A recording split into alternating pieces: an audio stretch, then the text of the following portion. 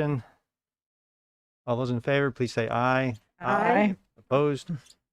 Okay, motion passes 4-0. Go ahead, Sue. I move that the Select Board enter into executive session to conduct a grievance hearing pursuant to 1 VSA 313A1D to include the Unified Manager, Town Legal Counsel and witnesses, the employee and his or her witnesses, and legal counsel and Robert Fletcher, legal counsel for the Select Board.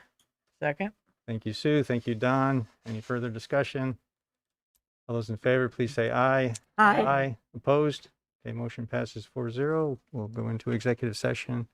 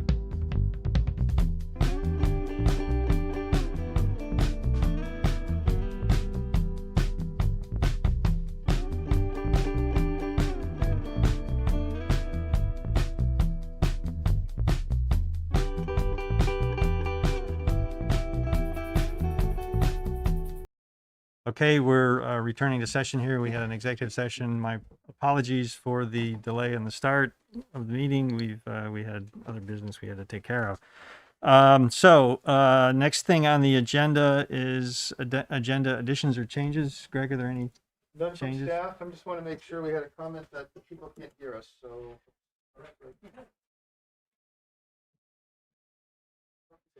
Can people hear us now? Okay, so no. Yep. Okay. Okay, no agenda changes from staff. Any from board members? No. Okay, we'll move on to public to be heard.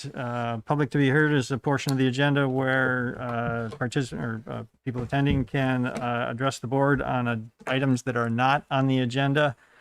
If you'd like to speak during public to be heard, you can either raise your hand in the Teams application or raise your hand in the room. Again, if you'd like to speak, please be brief, please be civil. Please refrain from inappropriate language. Address your remarks to me, Andy Watts, as the Select Board Chair. Please do not attack other members of the public or town staff. If you are attending remotely, please keep yourself muted and your camera off to avoid distraction. And also, please note that these admonitions or these requests apply to the entire meeting, not just during public to be heard. Thank you for that, Sue. Okay, is there anyone who'd like to speak during public to be heard? I see one hand in the room. Come on forward.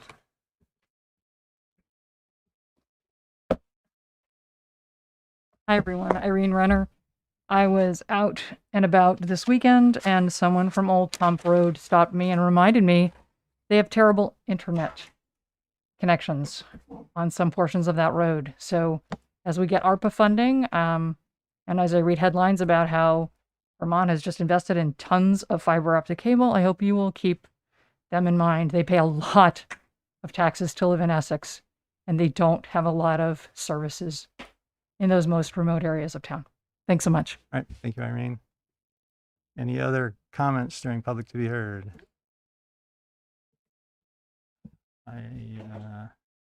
Annie Cooper, go ahead. Hey, sorry to bother, Indy. Am I correct that the meeting I just came in and then the meeting started? Did I just get really fortunate?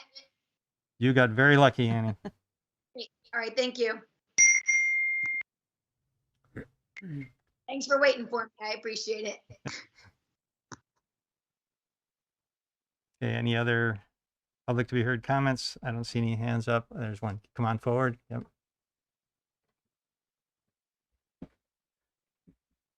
Hello, my name's Axel Hansey, and I just wanted to oppose the mask mandate. I don't feel that it is serving our community. I think maybe an advisory or something like that would be better than the actual mandate. Without the support of the police to enforce it, it forces business owners to kind of police it themselves. And I just feel that like an advisory or something like that would be better suited for the community. Okay, thank Thank you. Thank you. Any other comments? I don't see any online. I don't see any hands in the room. Just scrolling down to see if there's anybody on the phone.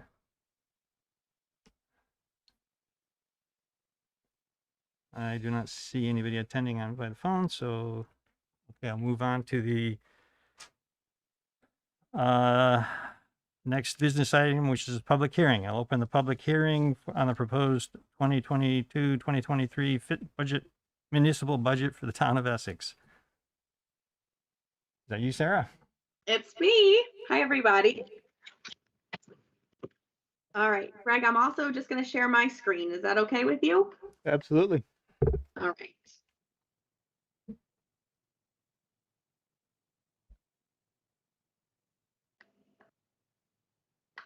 Let me find your faces over here again.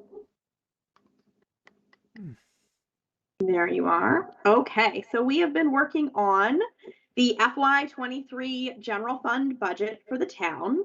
We have gone through with department head requests to management review, a full day, town budget day earlier in the fall or so in November. And we've had 2 work sessions on the budget to get us to where we are this evening. We warned a public hearing for the FY23 general fund budget for a total of $16.6 million, which was a 4.6% increase over the prior year. Since then, we've had a couple of adjustments as things trickle in, but this evening we're going to be working with the document that was shared as part of the public hearing, and then we can discuss things that have changed since that point, and we can go from there. So that 16.6 million that was warned at this point has decreased slightly to just under 16.6, with a proposed tax levy of $14.9 million, which is a 4.6% increase over the prior year. And we're looking at approximately a 3.9% proposed tax rate increase over FY22, which is a result of the increased tax levy and a 1% estimated growth in the grant list. We earlier in the summer, we started with some goals of the select board as we went into budget season, and I want to touch on those briefly as we get into the details of the budget. The select board listed out a handful of items for staff to be working on during the budget process. The first one was continued emphasis on equity initiatives and mental health support through the budget.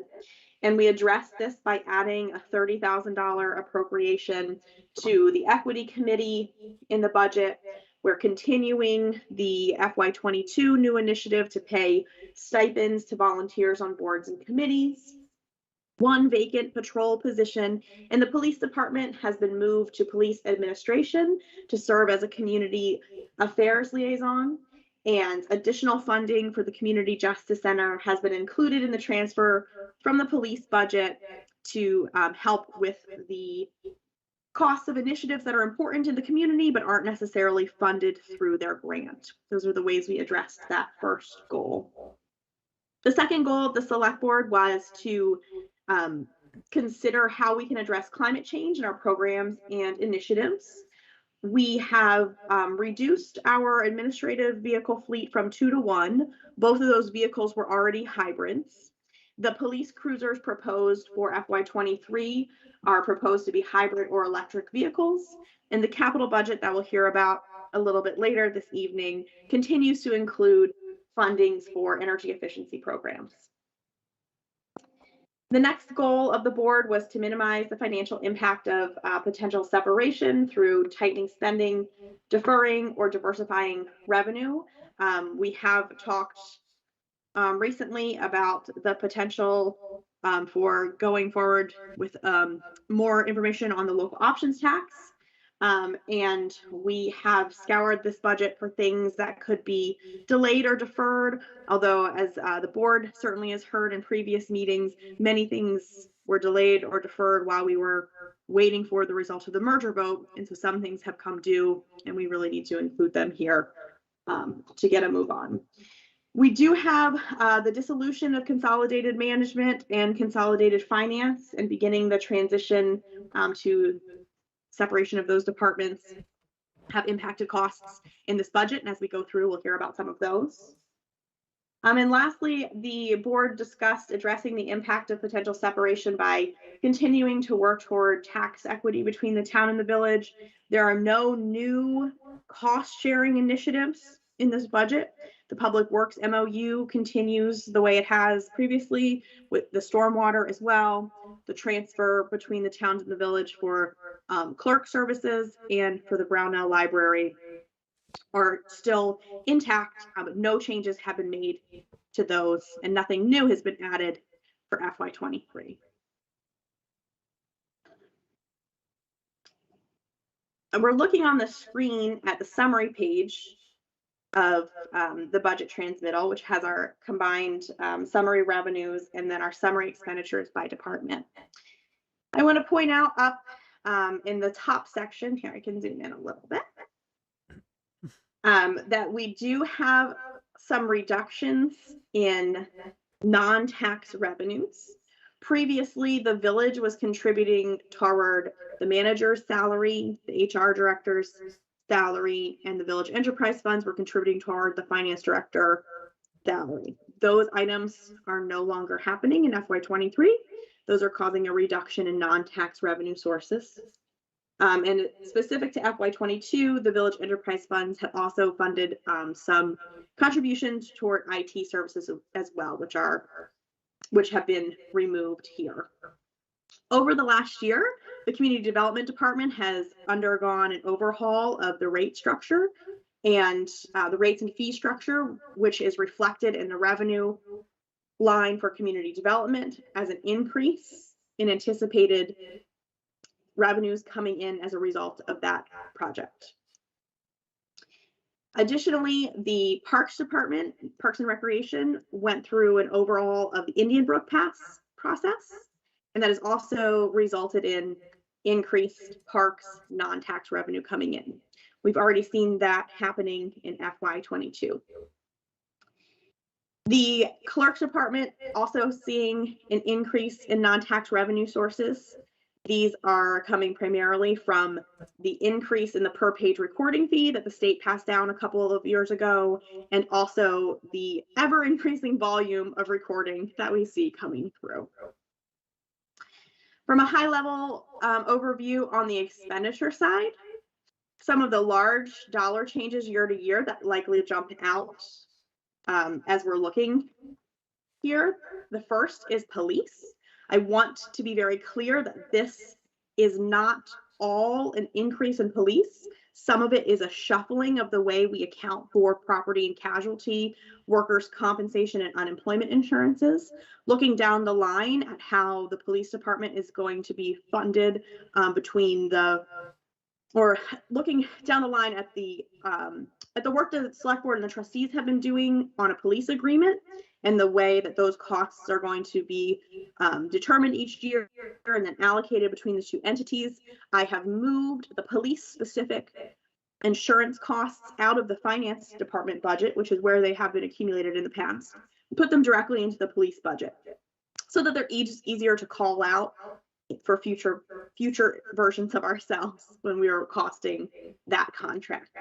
That's also causing this sharp decrease up here in the finance department budget. The next largest department specific increase year over year is in highways. There's actually the overall public works budget change is about $150,000. There is some shuffling of personnel with Dennis's retirement and new staff coming in. We have a $70,000 increase in the transfer to the village for highways, which falls under that existing highway MOU. We have about $60,000 of additional costs for storm sewer maintenance with some new projects planned in FY23. Following on the heels of those two large numbers, our Health and Human Services budget is showing a considerable increase, about $177,000. This is a result of an increase in the requested appropriation from Essex Rescue. Essex Rescue was at the board meeting earlier this week discussing with the select board their needs and how those dollars were arrived at. Since the publishing of this document, we have received an updated request from Green Mountain Transit, which is an additional $33,000 and change to their requested, or to what we had in here as an estimated appropriation. So after the public hearing, we can talk about the impact to the budget of that change. I have the spreadsheet loaded with that. Next to me, let me reference my notes here momentarily to see where I wanted to head after this. One of the things that we talk about most years that I don't want to neglect this year is the use of fund balance to offset costs. This year we have $300,000 of fund balance coming in the general revenue as a general revenue to offset the tax levy. Last year we had increased that to $400,000 from the $100,000 that we had been at as a response to COVID. We're now working to step back down from that spike to a more reasonable range. There are two other places in this budget where fund balance, would I bookmark these pages? Nope. Where fund balance is proposed to be used. One of those is in the police department. The police department is having FY23 is a 3-vehicle replacement year. So they have 2 vehicles, 2 vehicles, 3 vehicles, 2, 2, 3.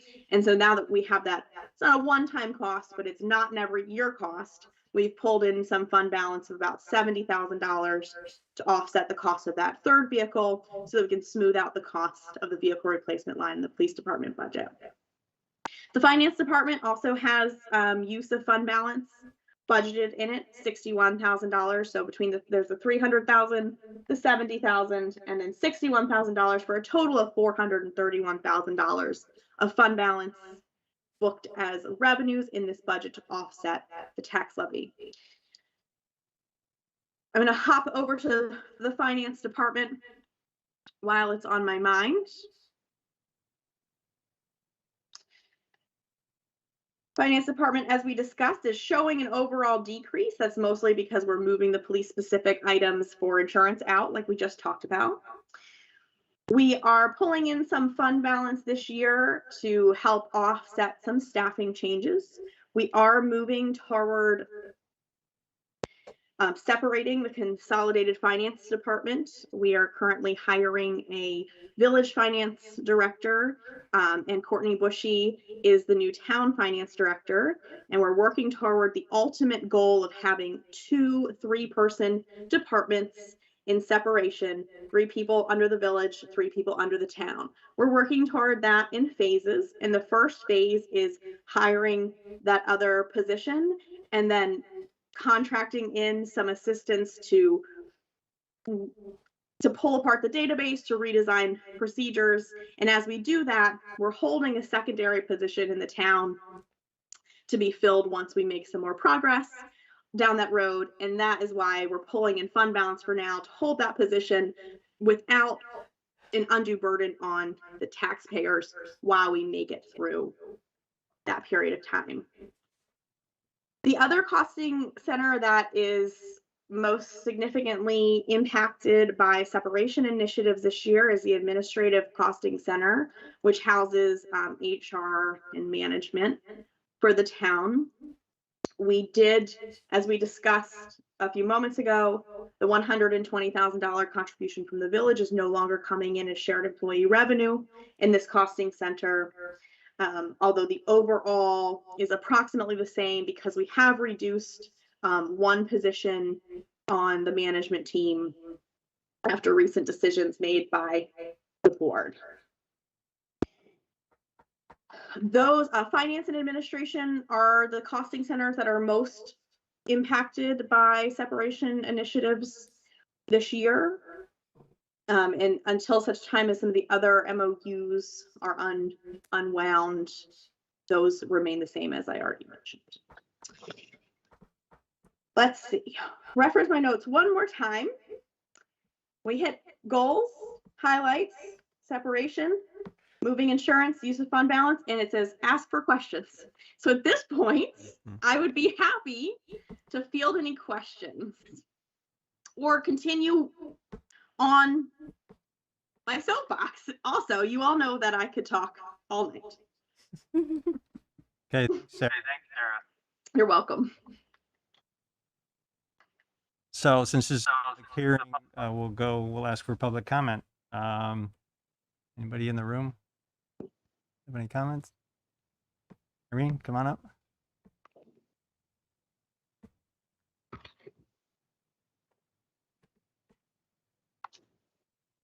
I have 2 main concerns. One is that Front Porch Forum is funded by the town, and although Front Porch Forum sells itself as a public good, it sets rules and it boots people off of its platform. And I know a number of people who have been kicked off the platform, and I don't think that's right for the town to support something that is not publicly available. I know that the town puts out information there and thinks that people are seeing it. It's not just because people aren't reading it, it's because they don't have accounts anymore. My second concern is the fire department. We saw the chief come in and plead for enough coverage for 2 people, I believe it was, per diem. Other departments have been having problems keeping personnel. I wish we would heed his warnings and take into account what he's saying and believe him and fully fund the requests that he's made this year. Thank you. Thanks, Irene. Any other comments in the room? Questions? Any comments or questions online? Let's see, Gabrielle Smith. Yes, hi. I just want to clarify, will there be a chance for the public to ask about the capital plan, or is that a separate public to be heard opportunity after that is presented? The capital plan is as a separate business item, or is the first business item after this public hearing. Yeah. Okay. Thanks, Andy. Yep. So Sarah, where are we with the fire department? I know we had some discussion about paid on call. There was a request for a certain amount of support for that, and we added some back in. How much where would we end up? We ended up, we ended up with a full year of 1 40-hour per week daytime per diem position, which is the $41,600 increase in the salaries line on the year. So if we were to add the second one in, that would it would double that amount in the budget.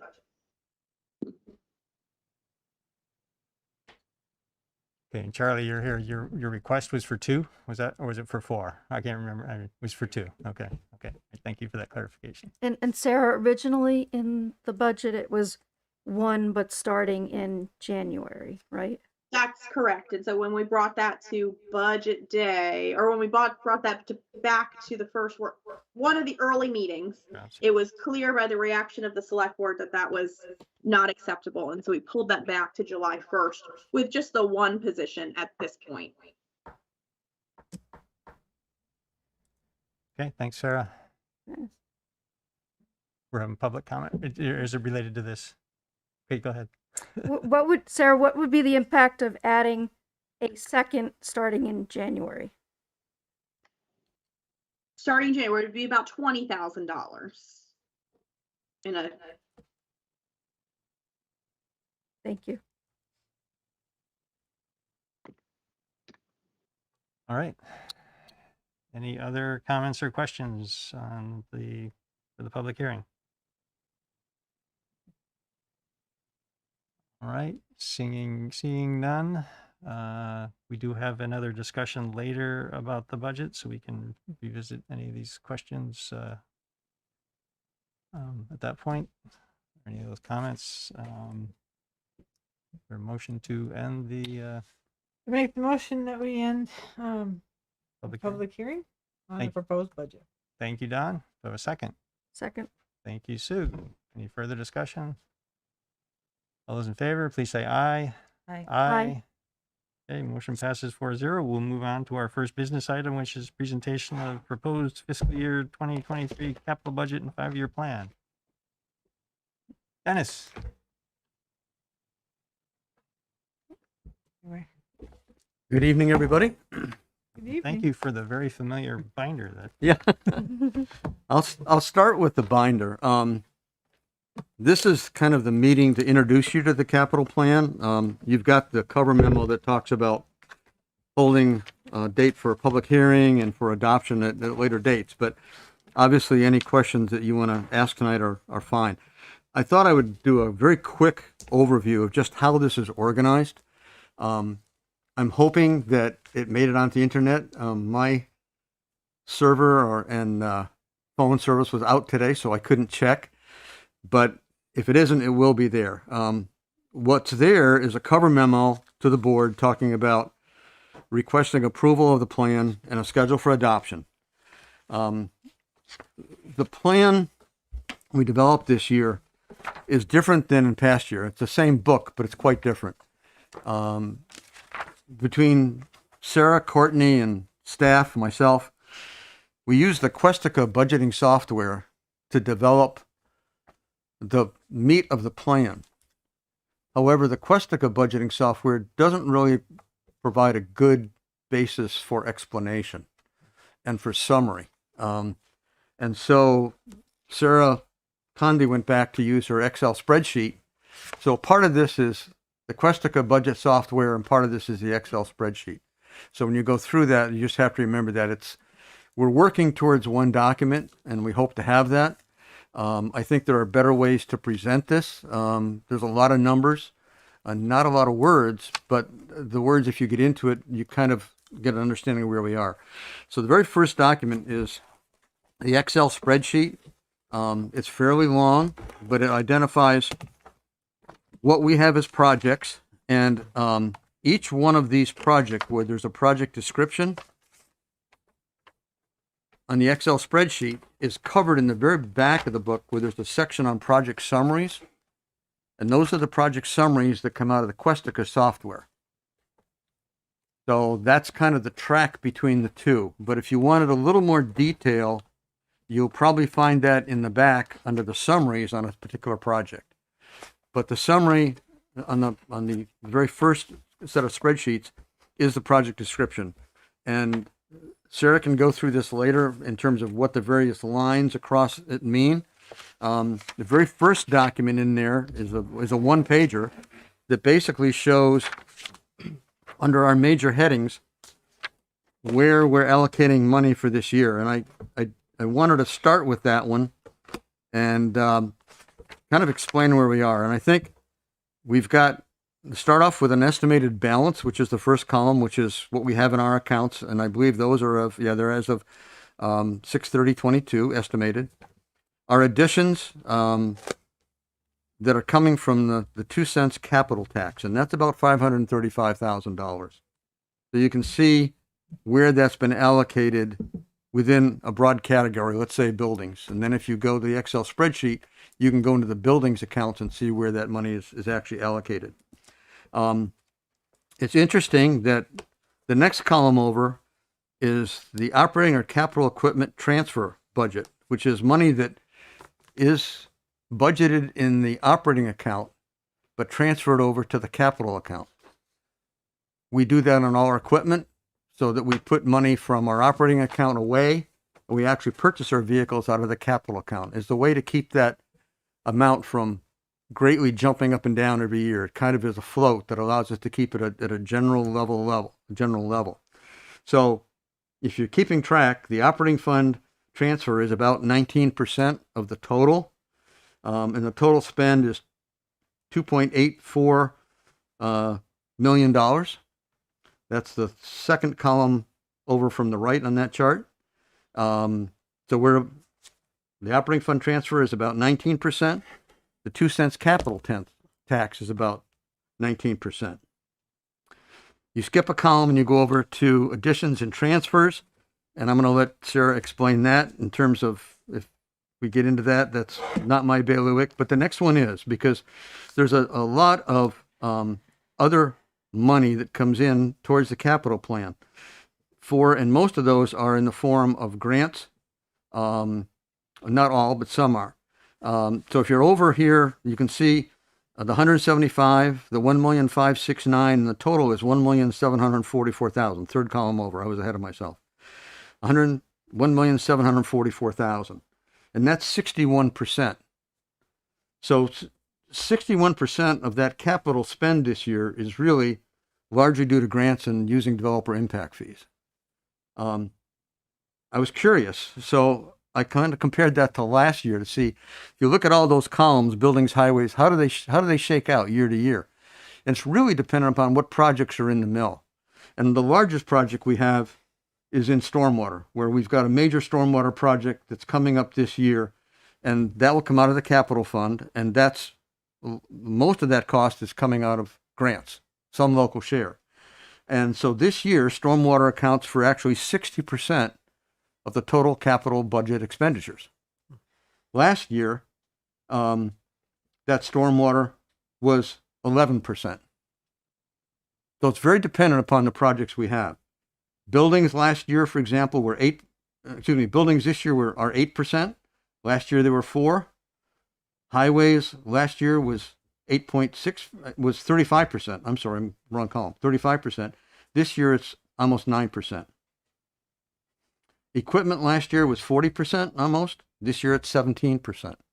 So it really varies year to year based upon what we're buying, what we need, which vehicles we're replacing, what money's coming over.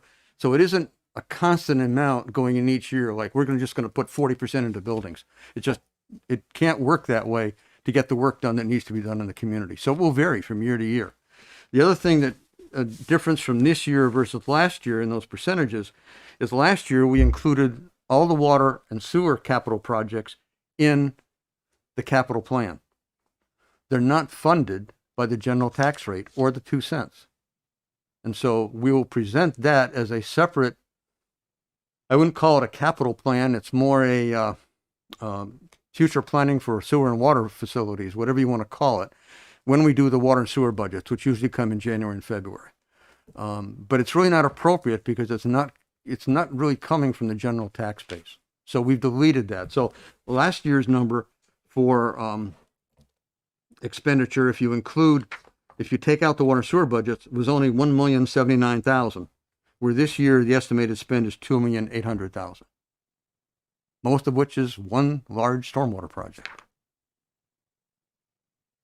And so as we go along with these, we've tried, for example, this is philosophical, but we've tried to put money away in the stormwater account each year so that when these big projects come, we're drawing from that reserve and using that as a match for grants, as opposed to hitting the community with, oh, by the way, this year we have a bill for $1,569,000. Where are we going to get the money? So we've tried to plan for the long term on these projects. We've been doing that for a long time, but it's not perfect and it's not really complete. It's a good plan, but it's a plan in progress, because I think what I tried to do this year in the memo was to present that we have some larger long-term needs that we're going to have to look at and satisfy. And right now, we just don't have the funds to do that. And so we need to do a little better look at what's coming down the pike 3, 4, 5, 6 years from now than we have. And so that's part of the approach, I think, heading into next year that I'm going to try to start on before I leave and maybe get as long as I can into it to get better and more complete reports from all the staff, mine included. We did a highway maintenance plan, and we tried to do that about every 5 years. With merger, separation, all the issues we've had to deal with, I haven't been able to get to that thing. It's the last one was done in 2014. You need to have that updated before I leave, so that's in place for my successor, so they at least have a starting plan for the next 5 years. We've made a lot of progress. I read through it today. I was curious. A lot of those projects in there that we thought were problems, we've taken care of now. But there's more. Traffic changes, businesses come, businesses go. And we've got to update those things and make it more a complete part of the plan. Last time we did that was 2014. That's too long ago. And I think if we look at each one of our staffs, we're all in the same boat. And we're a little bit behind the 8 ball, and that's just being honest. We need to catch up on that so we give the board a better long-term look at what our needs are, rather than we've kind of concentrated in the last year or two on short-term needs. We need to get into a different time frame or different mind frame. Again, like Sarah, I can talk forever on this, so I've got to watch how long I go. So you'll see so the first binder is that Excel spreadsheet with all the projects listed and the various columns and where the money's coming from. Second project sheet kind of shows you what staff put together in terms of requests for use of the 2 cents, the new money in the capital plan, and what was decided we were going to actually fund out of those monies. Now you'll find in there, when you go through that there's a couple projects at the very end, 4 specifically, that we're asking from the capital fund not out of the 2 cents, but out of the undesignated reserve. And again, Sarah has a good handle on that. She can give you what that number is. But the 4 projects that we would like to take care of and get done, one is the Fort Water Tower roof. I know it's a historic building. It's not going to be a building that we're going to take people up and show them what it looks like looking out of the tower. But it's a historic building. We feel it's important to Essex. The Historic Society's done a lot of revenue raising, but we're still short. And with an infusion from the undesignated fund, we could fix the roof fix the window frame, and secure that building from further deterioration. And that to me is the most critical part. Forget about the stairs going up, forget about repointing the granite. Let's at least keep the building for the future and for future generations by getting the roof done, the windows, making that sound. The second one is we did not include in the 2 cents was we know that work has to be done on the front of the library. It's deteriorated to the point, the masonry there where it needs to be repaired. It's going to be tough to do. It's going to be expensive to do because the bricks that were used then are a different size today. And so that's got to be worked out. And so you don't have something in front of the library that looks like a mismatch of brick patterns. But we can work that out. So that's a second project. Public Works Equipment Replacement Fund. We looked carefully at that in detail, both Sarah and I, and realized that we did not have enough funds to essentially keep that fund solvent through the future. So we're asking that $35,000 from the undesignated fund come out of that. And the last one is the police and fire rely heavily on the radio equipment that are out on Brigham Hill Tower. And that equipment desperately needs to be upgraded. And that request was for $100,000. So that's separate from the 2 cents. That's in the undesignated numbers, but that's the requests that are before you.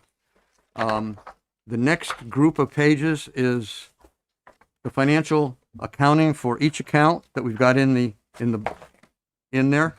Some of those are closed out because we finished projects, but it's the funds that were in those accounts as of June 30th of 2021.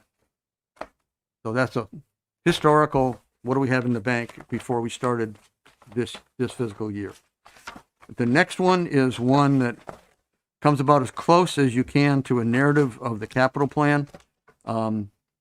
It's something that I've tried to provide every year. It's the written information on what each of these accounts has, what the plan is currently as when this was written, which is about a month ago. So those projects are pretty current in terms of what's being funded, what's planned to be funded, what we've spent, what we've done with the money.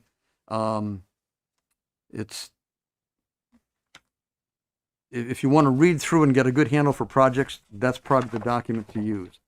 The next page is definitions, some of which are out of date, but at least it's there. And the last page are the summary pages on each of the projects. That's the document. And I guess I'm open to any questions or how you want to proceed. I think in the cover memo, we outlined that. We outlined the projects from the undesignated account. I do want to, I guess I do want to complete my logic on the dollars. If you ask me right today, what are our two biggest needs in the community going forward? And everybody has maybe their own wish list in terms of what they'd like to see done. But stormwater is one of them. And that's a requirement from the state. We have a permit to do certain things over the next, it was 20 years, we're now down to 17. That has a fairly large price tag with it. The report that we got, that we had done up, we're having a separate engineering firm check because of the cost, but it came out to be about $5 million worth of improvements, plus or minus. And so if you start to take a look at that and you said, okay, if we started today and that's not including the big stormwater grant we're doing this year, that's future grants that we need to get and future dollars we need to get. Even if we get some grants, and I think my assumption was we'd get 50% of the dollars in grants, that yearly cost over the next 17 years is $300,000. We're putting away 150. So we're half of the amount we should be putting away so that those projects can be built. We can meet the permit requirements and complete everything over the next 17 years. The other one is buildings. And I think, we've talked about that. I know the fire chief has talked about his building. There's certain buildings, and again, this is staff's recommendation to the board, and the expectation is not all these are going to be built maybe, and maybe not all of them are going to be built over the short run, but they are needs. I'll start with my department because it's part of this. Public Works is separated. I'm in a different building. Our water and sewer department's in a building. Our highway department's in a different building. Aaron and all the rest of the crew are in another building. And yes, we have internet, we have phones, but it's hard to communicate and work when you're in different places, when you're running our kind of an operation where everything's kind of interdependent on everyone. There's always been a plan to add 2 bays to the highway garage, close to where we have our sand pile and that. We could add 2 bays on there pretty easily. The plan originally was to use that for expansion of the highway garage. I don't really think that's needed. But what we could do is the building that I'm in is partial office, partial sewer and water building. We could take the sewer and water department and put them over in the building with the highway department, put a mezzanine so they have offices and they have a place to work out of. That gets them out of my building. I think most of you are familiar with where my office is. My building could be refitted pretty easily as Public Works offices complete. Aaron, Annie, the whole staff comes over. The building does not have to be expanded. It has to be turned from a garage into office space. Can be done. It's not that expensive. That puts all of Public Works where it belongs. On site with the highway department, on site with water sewer, and everybody's in one location. It's a better way to serve the public. It's a better way to do our job. So there's cost if we were to do that. So those are the first 2. Our salt shed, quite honestly, at this point is, if you've been up there and looked at it, it's partial concrete, partial wood. The wood is leaning and the concrete is coming apart. I mean, when you put salt against concrete and you do that for 25 years, it gets into the rebar and there's large cracks in the building. It would be ideal if we could expand that salt shed so we had a year's worth of salt supply. That's what the state does on their highways. That allows them to buy their salt the year before, keep it on hand, keep it dry. When the salt market goes up and down and all of a sudden, oh, you're ordering it? Well, it's going to take us a couple weeks to get you that back in. That's not a place we like to be in the wintertime. Not as far as the public is concerned. It's not like, oh, we're sorry we can't keep the roads clear, but we can't get any salt. That's not a good answer. The good answer is build a large enough new salt shed back there that will handle that salt for that period of time. Again, it can be done on site, crowds the site a little bit, doesn't impose any more on the neighbors, but allows us to do our job better. So that's another one. A new fire station, which I think the fire chief has talked to you about, the need for that. That's a big expenditure, but it's a needed one. If the fire department were at some point to get a new fire station, Public Works Highway Department, especially the maintenance portion, could move into that building. We'd reuse that building. We would not give that building up. So we've kind of thought of a way to make the system work, but it can't be done in the absence of funds. Just can't. And the last one, and I think Ally's talked to you about this in Parks and Recreation, with the move that had to take place this year, it's not an ideal location for her to run her whole operation. And if she was co-located with some form of indoor recreation space at the same time, and probably a future pool replacement up at Sand Hill Park, that's an ideal location for Parks and Rec. So those are things we'd like to see. Does it mean we're going to get them? I don't know. That's going to be a decision on this board or future boards and the public, but their needs. And you start to add that up just on buildings, that's $15 million. And that's in today's dollars. And I just did a quick calculation and I left lining them off, but at 4% interest over 30 years, that's what I use as a debt retirement. That's $867,000 a year. So if you take the $867,000, you take the stormwater of $300,000, deduct the $150 we're already getting from the 2 cents, you're probably 2 or 3 times the need of what you're getting now in the revenue from the 2 cents on the capital tax and from grants and from developer impact fees. Assuming that you'd fund the rest of the capital program kind of as it's funded now, some for highways, some for equipment replacement, that would kind of remain in place. But these are needs in addition to what we've got. I'm not trying to scare you. I'm just trying to present a picture that this is how I see it as we go forward, or as the town goes forward. Those are needs that at some point in time are going to have to be met.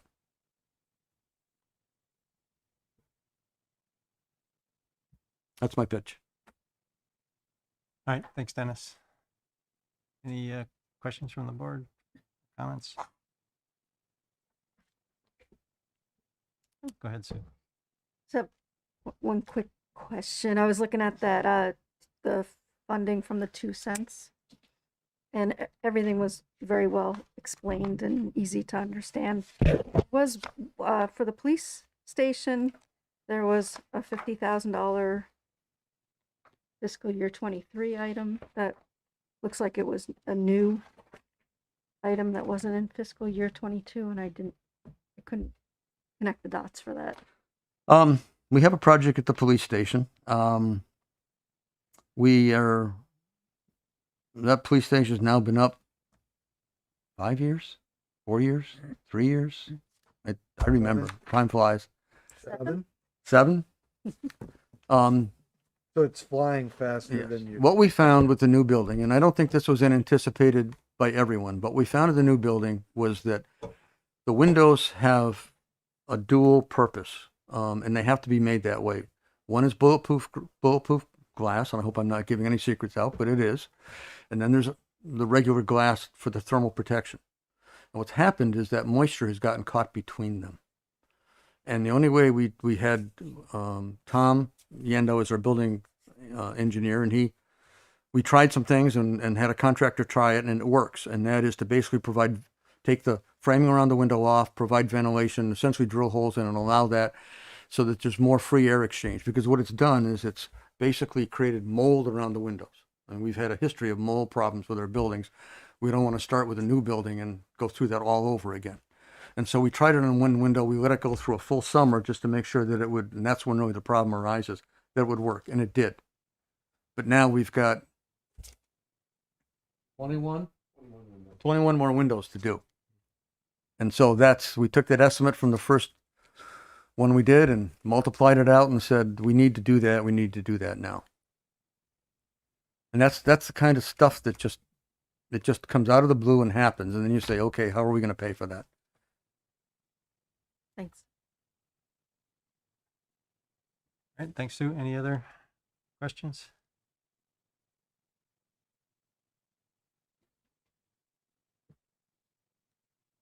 Okay. Yeah, I've been through this a few times. So I guess I will then go to the public for comment. Anybody in the room? Okay, come on up, identify yourself.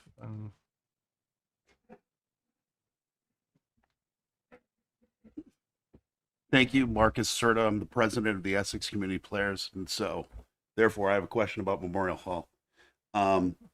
Looking at the description, if I could get a little bit more understanding around what the project is.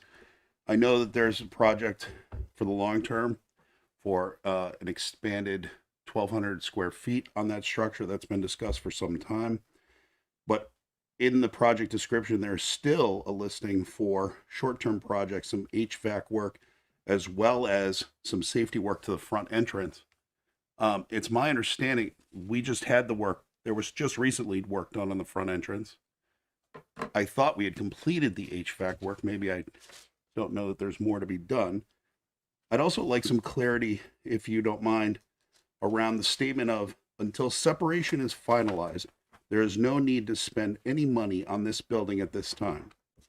I'm curious about how that relates to the projects at hand, since I don't believe that the village in any way has direct impact outside of, I don't believe it has any direct impact on the status of this particular building, but we do know that it needs work.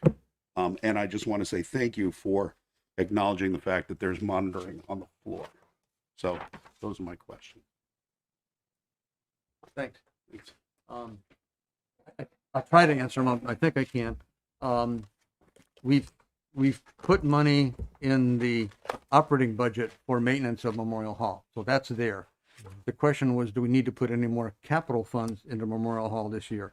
And obviously, there's probably a time lapse between when we prepared this and when work got done. But as far as I know, that we have taken care of the HVAC stuff as far as we know it. We do have some concern about that wall that we're watching to make sure that structurally that's not a problem. That may cost us some dollars. but we thought that there was a minimal need to put the kind of capital money that we had there in past years. So there's, I think, $2,000 we estimated we'd put in, figuring that that might go towards, if we have to do some structural work inside, we would do that. The door work, I think what we plan to do for some of the door work is to go ahead and look at whether we do some additional work in terms of the elevations at the front. We've got to check that. Tom's on vacation this week, so I'm not sure I can get a hold of him, but and I'll have that information for the next meeting. There may be still some work that we've got to do with the front entry. And that's why we've left some funds in there as well as fixing the wall. But the major stuff that we had to do, one of the major things we wanted to do was put a small kitchenette in there, and that's done. That took a lot of the funds that we had earmarked for that. I think, if I'm not mistaken, let me just check real quick here. Give me a second.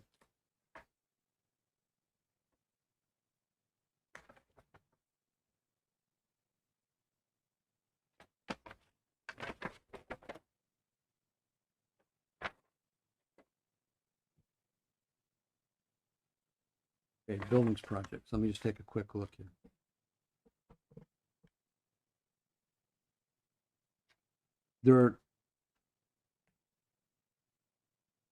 There's still funds in the account for Memorial Hall. If I'm looking at the funds, there's about $12,000 left in that account as of June 30th, 2021. So we'd be adding $2,000 to that account. But right now, the only plan would be for any of that work around the front stoop and for that structural support for the wall if we have to do it. If other things come up, then we would use that fund for that purpose. But other things we did this last year from a maintenance point of view is we painted all the trim around the building. We also replaced a lot of the slate on the roof under the capital program. That was done. So we've done a lot of work up there. So this was a year, and maybe we didn't properly account for it in the verbiage, but this was a year to kind of hold off and back off any more major work at Memorial Hall. But there are funds there if we need to dig in a little deeper and do some more. We just weren't going to put more. We were in the past. We put more money into Memorial Hall each year, and this year we just decided that where we had to make cuts, we would, and that was a place we just reduced the amount going in. All right, thanks, Dennis. Any other questions or comments from the public?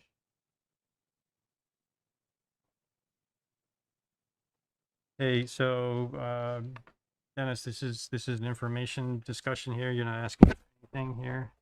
The only thing that the memo covers is to try to set a schedule. Right. I think that could or should be done tonight, so that the schedule said proposed that tonight we would present it. January 3rd, again, you do a review and discuss. A second time, if that's your desire. On January 18th, hold a public hearing, and then hopefully on January 18th, adopt the capital plan following that hearing. So I was trying to set the schedule up so that we would get everything done in the right time frame. Okay.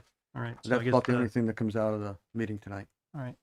Thanks, Dennis. I guess the question, for the board then is, given that it may be easier, different, maybe I was going to say easier to use the binder to review rather than trying to look sideways on the computer, do we want to have the opportunity to look through it before the next meeting and then ask potentially more detailed questions, or maybe we won't, but do we want to do that, or we want to have Dennis come back a second time, or someone?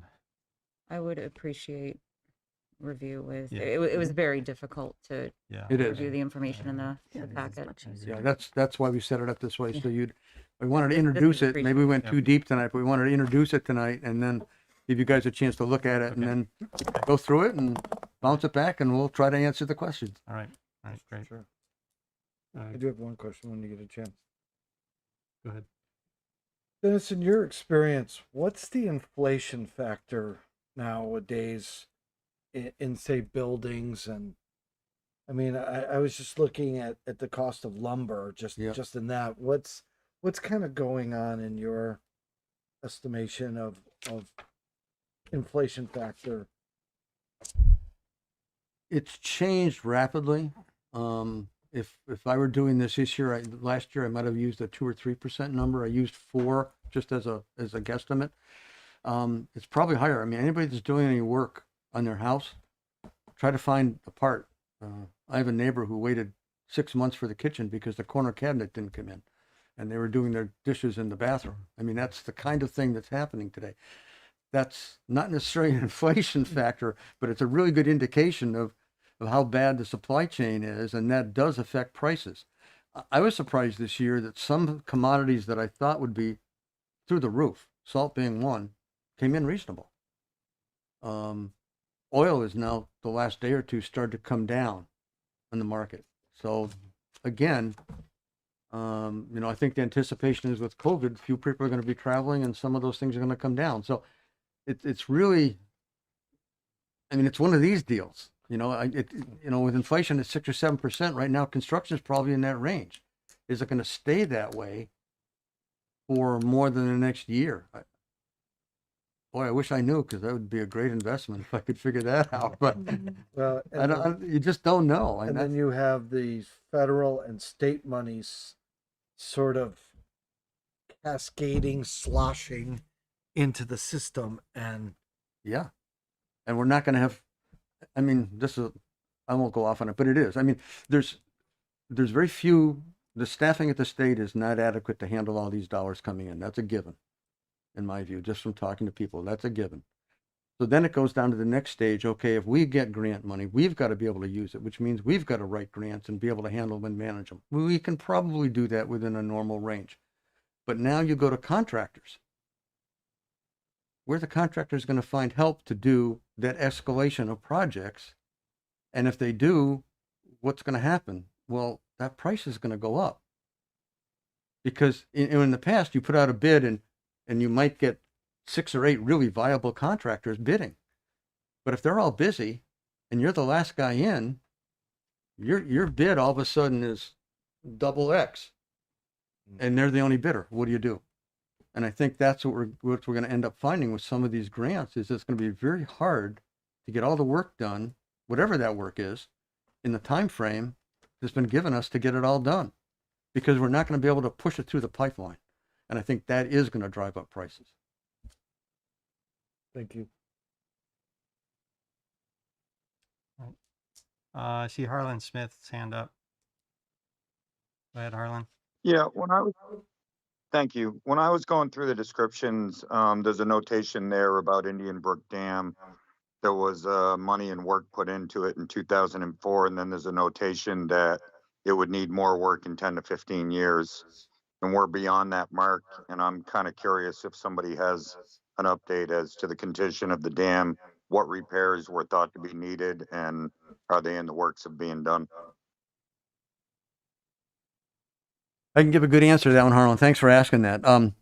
Yeah, Indian Brook Dam is, Parks and Rec is really directly responsible for the dam, which is maybe one thing that I'm glad Public Works isn't, but that's okay.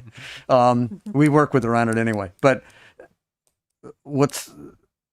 it's one of those dams that the state has looked at as being a high risk dam, just because of the nature of how it was built and the way it's not leaking and causing any issues now, but it's a high risk dam.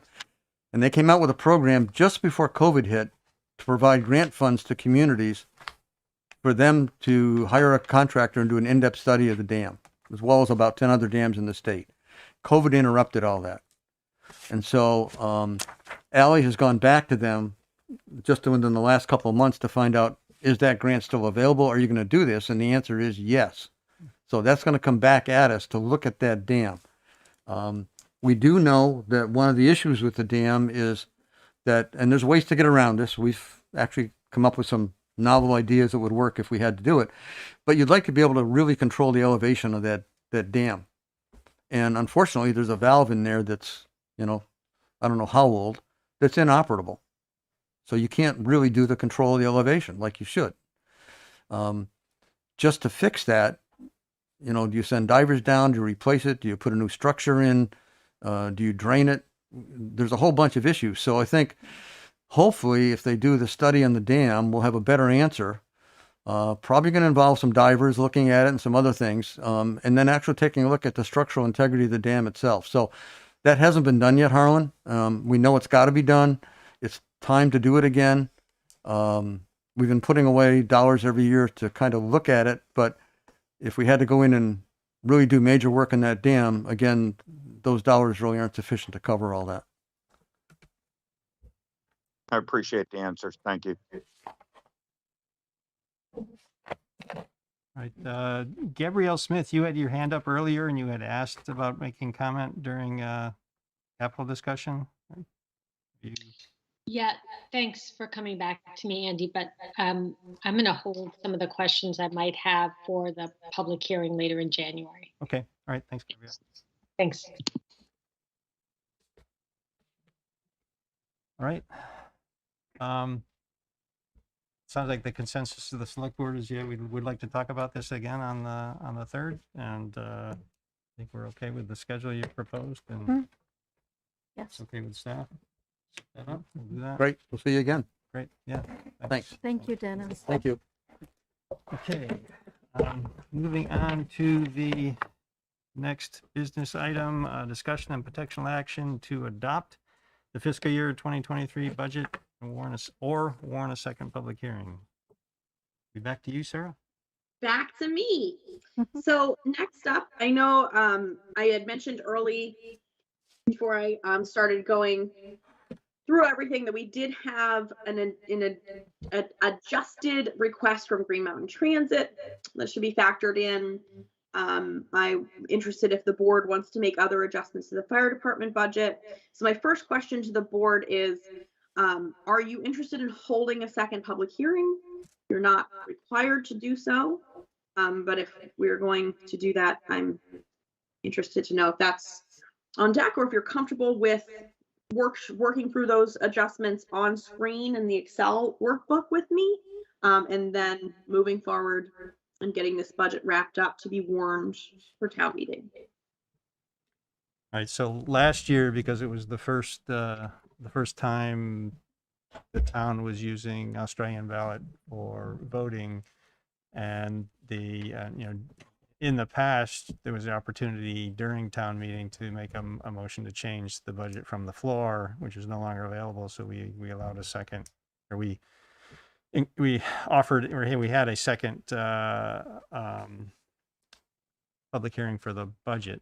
And so I guess the question here is, I know maybe we want to have some discussion first, but the question about whether to have a second public hearing, as Sarah said, it's not required. We did one last year. We don't have to do one this year if we don't want to. Any thoughts on that? Do we want to have discussion first and then address the question of whether we want to have a second hearing? Because if we change the numbers. That's also Just Super. curiosity, how much participation was there in the second? So, as I recall, over both public hearings, we had one person that made comments, and we did make some adjustments based on that. It was just one individual, yeah, over 2 public hearings, yeah. And he only participated in one of the public hearings, so the other one, there was no comment. Tracy? I think my preference would be, since this is a holiday week for many people, and we did start this process early this year, I don't think there's any harm that could be done by holding a second public hearing. Some folks may have missed it with the hustle and bustle of, it being a holiday week for many. So I guess my preference would be, let's just hold a second public hearing. If we get input, great. If not, we just adopt, yeah. Seems Do reasonable. we know when the warning? January 24th. January 24th. Okay. So we have meetings on the 3rd and on the 18th. So we'll be in plenty of time to do that. Okay. So we could, so we would potentially, yeah, right. So if we're also going to have, I don't know else you have on the agenda for those first 2 meetings in January? I guess would be the question, is there room? I don't exactly know what we have on those meetings, but I do think the budget's one of the top things we do every year.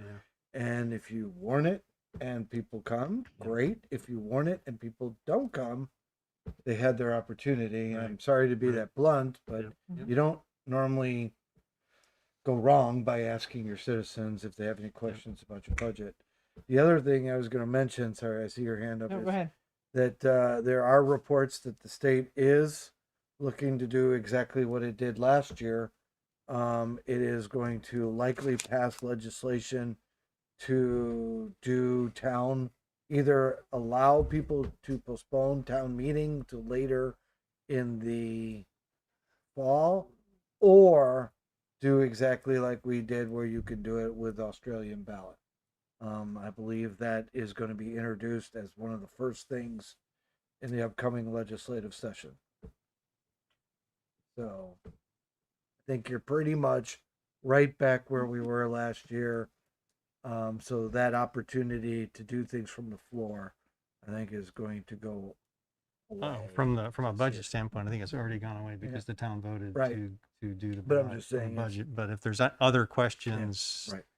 they would, which would be asked from the floor, they would instead be ballot. I just would rather do it on the 3rd versus because Dennis is coming back on the 18th with the capital plan. So we're gonna have a public hearing on the 18th, right, for capital. So if Right. we can do the I'd rather not do yeah. them at the right, same two time. public hearings, one after the other. Charlie has his Yep, hands up. yep. I was just gonna see if there's any other board comment before I went to Charlie over there. My other question is, will we be able to send, like I have a couple questions for Sarah. Is it okay to send them to her after tonight's presentation? Or we can just talk. We can talk about them in this meeting. I think we do want to talk about the Okay. the fire budget. Well, that was, potentially. and that's one of them. Yes. My whole thing is I want to see the fire department's request met as Chief Cole requested. Yeah. And the other one is, did you make the statement that you're paying for training for a financial manager for the village? Did you make that statement out of your No. department? Did I say it with my words or did I write it Yeah, somewhere? that's what I'm wondering. I thought that's what I heard, and I'm going, we had not had that discussion yet. No, the part-time sort of the transition plan includes having someone, work through how are we going to divvy up the databases, and the finance agreement that the select board and trustees are working on is touching on how that's going to be funded, was my understanding. Okay. It was not my intent. Well, so. I don't believe she said that, but then I thought I heard it, so I just wanted to make sure. Thank you. So I think we have a consensus that we want to have another public hearing. Our preference would be to have it on the 3rd, so that we're not having both the budget and the capital public hearings in the same. And then I'm going to say we can now have discussion about the budget if you want to change the number. Right. So Sue, did you have more My comments? only question is, I think I agree with Tracy's comment about we're in kind of the holiday season, but Yeah. are we enough out of the holiday season on January 3rd to, Well, go ahead, Sarah? We normally, so Sue, in prior years, at this point, we would have not even had budget day. right. So we would have come back from the new year and had budget day and then ran around frantically to have enough time to discuss and ask questions and solicit feedback before we had to get that dollar amount on the warning. And that dollar amount has to be done and go on the warning by the end of January. I'm available for the meeting on the 3rd, and after that, I'm not. And so that may also be a consideration. If Yeah, I was just, if our goal is to enable more people from the public to participate in the hearing, will we get that on January 3rd? Just because we're, it's as much a part of the holiday season as today is, right? Like just a different it's tail, just on the other side. head or the tail, right? Just my comment, but if Sarah won't be available on the 18th, then that might be a precluding factor. Yeah, Charlie, go ahead. Third is the federal holiday for New Year. That matters. It is. We have a meeting. It's not a town holiday. No, we're observing it the Friday before. Yeah. Hmm. Oh, interesting.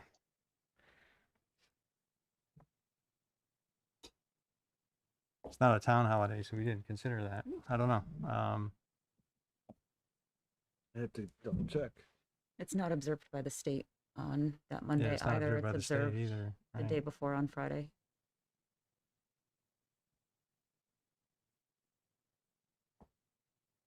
Do we want to do it? What do we think we want to do? Do we want to have a, I mean, it's been on our calendar forever. If everybody has a holiday, they have time to watch the presentation then.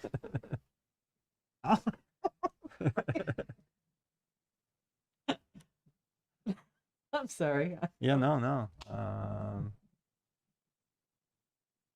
I guess personally, I'm good with doing it on the 3rd. Anybody have a strong objection? I think we're doing Friday the 31st is our holiday. Yep. So, Friday the 31st is the town observed holiday. right. We're good for the 3rd. Okay with the 3rd? All right. So, that being said that, Charlie, you had your hand up earlier for something else. Okay. So, with regard to any changes, any additional changes we want to make to the budget? I know there's been some discussion about increasing the fire on call yet again. Maybe potentially going back to. I thought there was Sue, you had mentioned possibly a half a year, and I know others have talked about putting the whole year in. So it's a difference between 20 and change or 41, something like that. Is this something that the board would like to entertain, adding 40,000 or so, either 20 or 40,000 back in, depending on what? Do you have a preference? I'm game for the whole year. Could we get just a definition of what those positions would be doing, what the roles would be? Because Charlie, as think I that, understood it, it would be, taking vehicles for maintenance, updating logs, updating training logs, things of that sort. Correct. And they'd first and foremost, they'd be available to answer medical and fire calls that come in during the times when we have the least amount of volunteers available. In addition to that, when there's time between calls, they would be doing maintenance activities, paperwork activities at the station.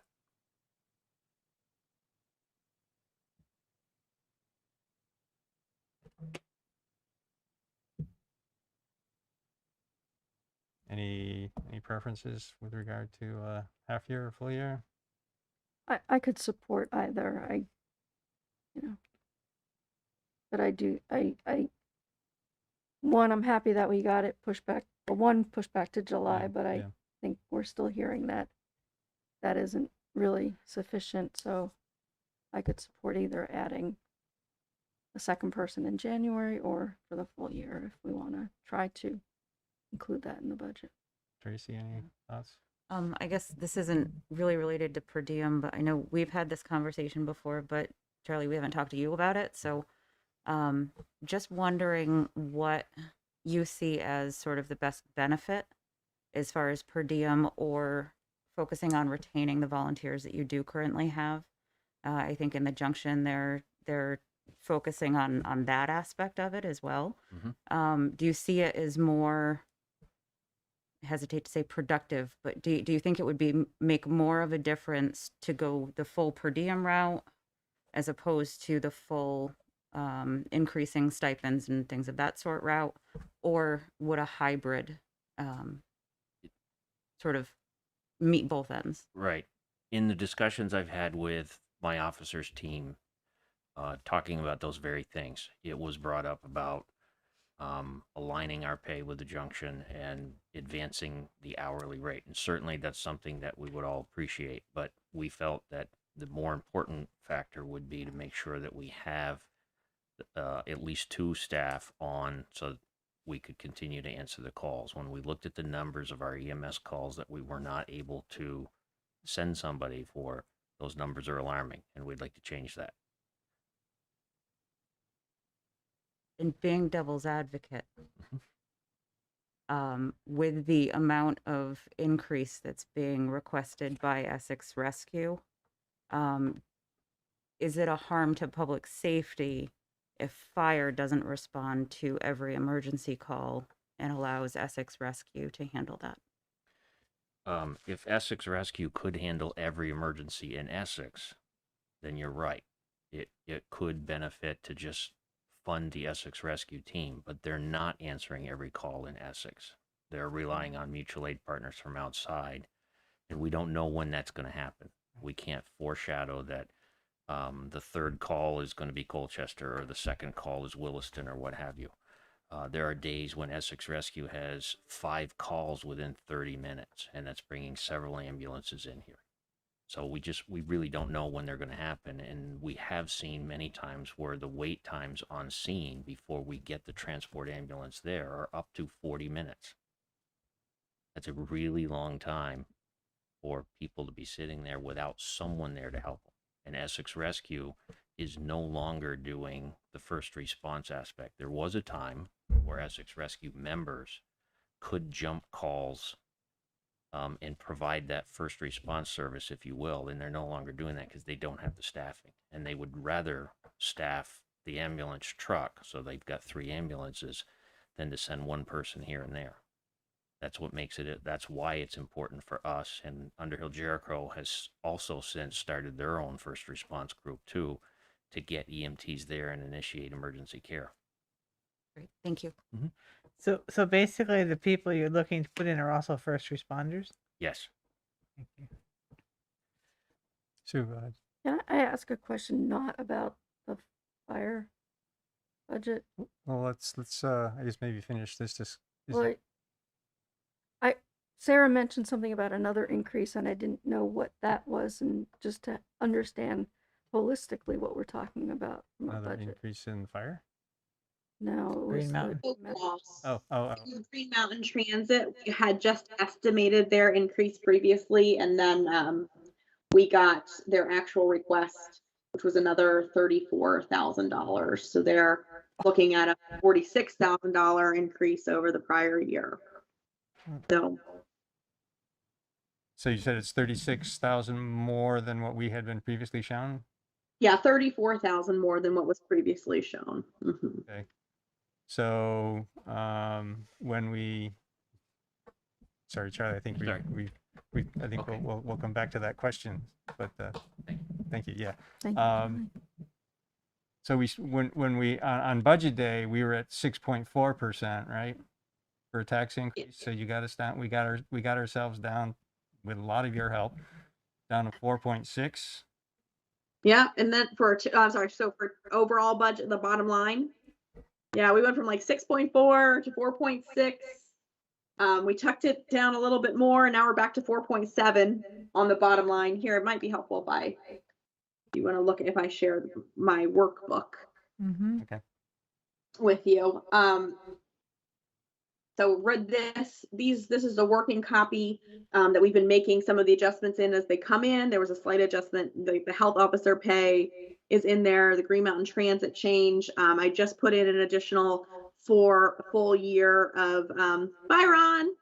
So much for sneaking out. A full year of the second per diem for the full year, just to sort of see where the numbers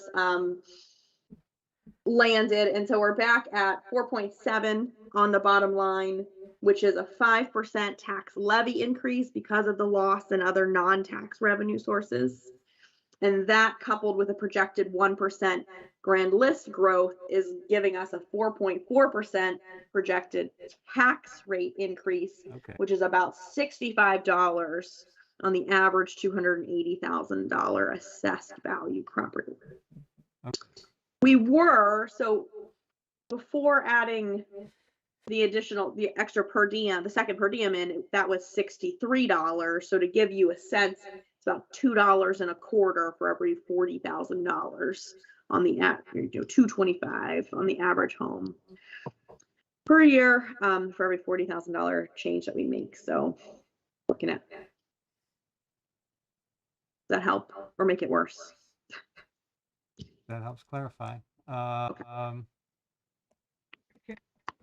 You okay with that? Did that answer your question? But yeah, I was just trying to understand, and so I guess, Sarah, if I follow the logic, if we, instead of doing the second per diem for the full year and only did it for the half a year, it would probably be like $1 increase on the overall?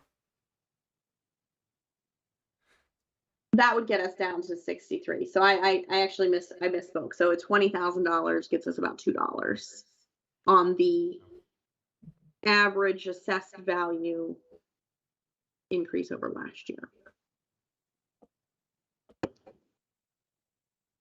So that was not for the second one for the full year. That was just the second position for a half a year. Correct. Okay. So I put the full year in there. We're at a bottom line of 4.7%. I'm just chucking it in here just so the math will auto calculate. It'll take us to 4.6% if we did a half year. We're back to the 4.4% if we don't do the second per diem at all. Where we're at. I'm sorry, it's 4.7 with both one years? Yes. Both That's correct. year. And that's with the Green Mountain Yep. request also? That's correct.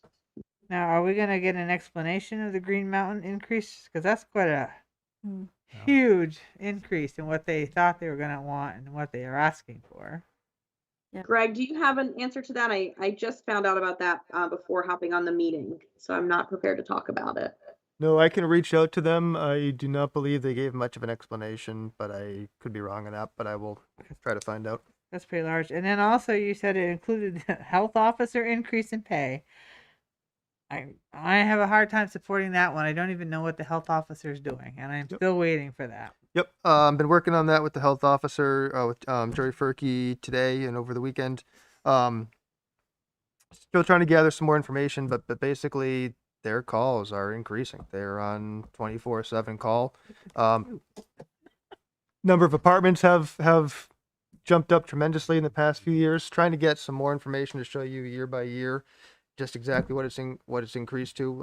Also talking to Jerry and Sharon about getting kind of quarterly reports to give all of us a better sense of the work that they're putting in for the community.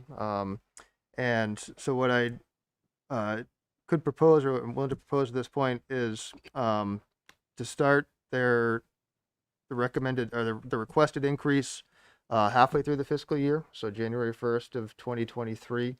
Have some time to take a look at those the numbers and the projections and the trends to see exactly what increase is justified, but at least it's on the books. With the idea that you're going to postpone the public hearing, or not postpone, but have a second public hearing. Hopefully, I can get that information better and more information to you within a couple weeks. The other piece of the health officer pay is that Sharon Kelly, she's the deputy health officer, her pay should go up. She came on at a lower rate than Jerry. She was been training for the past several years.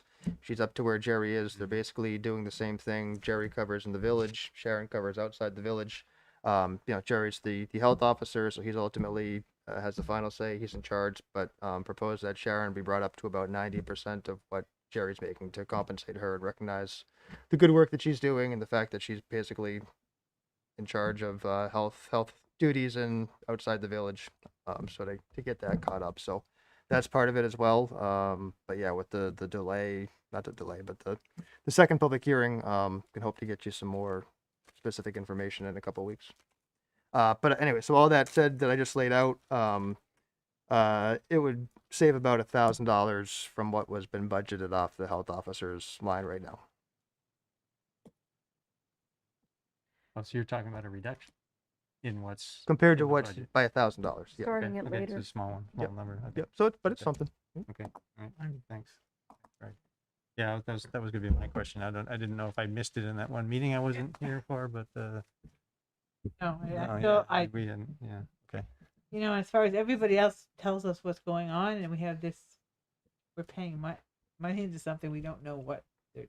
I mean, I know what I think they're In doing, general, but yeah, I'd yeah, like to yeah. know for sure. Yeah, no, you're right, and I think it's an opportunity to it that they're an entity of the state, they're a creature of the state, they're appointed by the town and paid for by the town, but they do a lot of state functions. But I do think it's a good opportunity and a good time to get some more information and to get some regular updates from the health department, our health department. Okay, so any other comments or? And then I was just gonna say, I don't have a problem with going to 4.7% if it gets us the 2 full-time people at the fire station, especially as a homeowner in Essex. Yeah. I'd rather know somebody was there that could respond than knowing I have to wait like Williston did and the house burned down because they didn't have enough people to put on their truck. So. Uh-huh. Tracy, you okay with 2 full years? So Sarah, let's put in the 2 full year Okay, got it. for the fire. Mhm. It's the only change that we kind of talked about here. We would like to see more information about the health officer And You're in Green Mountain Transit. and yeah, Green Mountain Transit. Yeah, they have a formula that they don't really divulge. Yeah. Based on partly on grand list, partly on I don't know. I know it's on ridership, it's on need. Ridership. I don't right. remember really. I'm just saying that's all. This But is Don's right. and if It's a big jump. And if Yeah. it's based on, well, if it's based on SSTA, that jumps around year to year in big ways anyway, because it's based on actual usage from the previous year. And so that's Well, if it's that, but we don't. I have to say that my concern is that a lot of it may be because 1, they're short of drivers, 2, they're using their buses for transporting kids to school because of lack of school bus drivers. So I'm not sure if that's influencing their need for more money to put more transportation in place. That's my concern. Yeah, But right. Part of it. Go ahead. I'm sorry. Yeah. No, would you like them to be invited to the meeting on the January 3rd, or would you be okay with a written explanation? Do you have a preference? I'm okay with a written explanation as long as it explains why it's such a huge difference. If they're following that same formula, how come the difference is so large? Yeah. Okay. Makes sense. It might be nice just to let them know that there may be questions. So if there are, having someone here may be advantageous. So do we have a rep on their board still? Paul Boney, I believe. Yeah.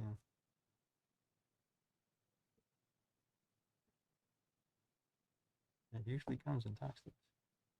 Or he has in the past, I don't know. Yeah, we're also like Sarah mentioned, we are usually not even starting budget We're way process ahead, at this yeah, time. yeah, So. yeah. I remember the days of 2 meetings a week to Mhm. get through the budget. Yeah. On top of our regular And meetings. another big binder. And another big binder, even bigger than that one. Yeah. All right. Anything else? You want to take comment from the public? Well, actually, we already did. We just had a public hearing, so I guess If we're good to go on. we should probably go ahead and move on since we already had a public hearing on the topic. All right. So staff satisfied here? Sarah, do you need anything else? Do not. Thank you very much. All right. Thank you, Sarah. Thank All right, you. all right. Okay, next on the agenda is discussion and potential action on tentative agreements about shared services between the town of Essex and the independent city of Essex Junction. Is the stormwater agreement the only one that we have here? That's the only one that's in there, yes. And so the question there was, I had asked about seeing the list of small projects. It's included very clearly in the capital plan, and I'm satisfied with it. Anybody else have any concerns or questions about the small capital? Do we need to? Yeah, the motion at the last meeting was you approved it contingent on approving the list in the capital or Yep. the list of small projects, so would recommend that you approve the list. And also just wanted to draw attention to there was a clause in the stormwater agreement that says that the two parties may work together and continue to pursue funding and grant opportunities and projects. So Right, approving the list should not preclude opportunities in the future.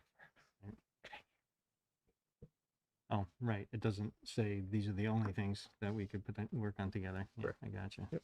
Okay.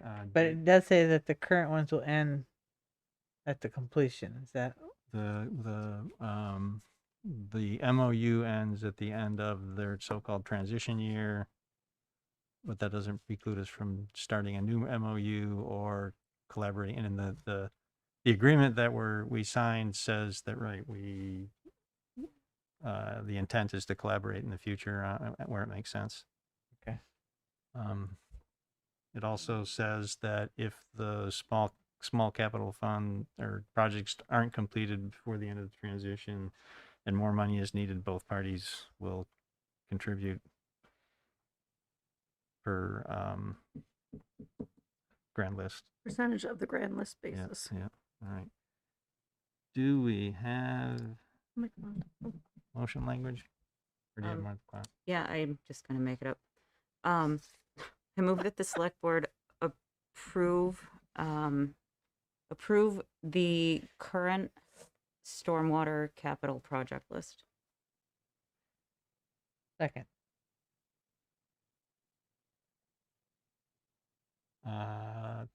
Thank you, Tracy. Thank you, Don. You got a comment, Sue? Yeah. Do we need to say, as it does here, as part of the stormwater agreement between the town of Essex and village of Essex Junction? Does it need to be within that context? I would be more comfortable with that in there too. I was thinking the same thing. Sure. All right. So that the motion would read that the select board approve the list of approved stormwater projects as part of the stormwater agreement between the town of Essex and the village of Essex Junction. So moved. Thank you. Second. I'm sorry, I did not have that part on my. Yeah, me either. So Don, did you second that? Yes. Okay, so thank you, Tracy. Thank you, Don. Any further discussion? Okay, all those in favor, please say aye. Aye. Opposed? Okay, motion passes 4-0. There's no need for executive session for that, so we won't do that later. Moving on to the next item, discussion and potential action to take formal position on separation of the village of Essex Junction from the town of Essex. Who's going to talk to this? I can speak to that. All indications that the legislature is going to start taking a look at the charter change from the village early in 2022.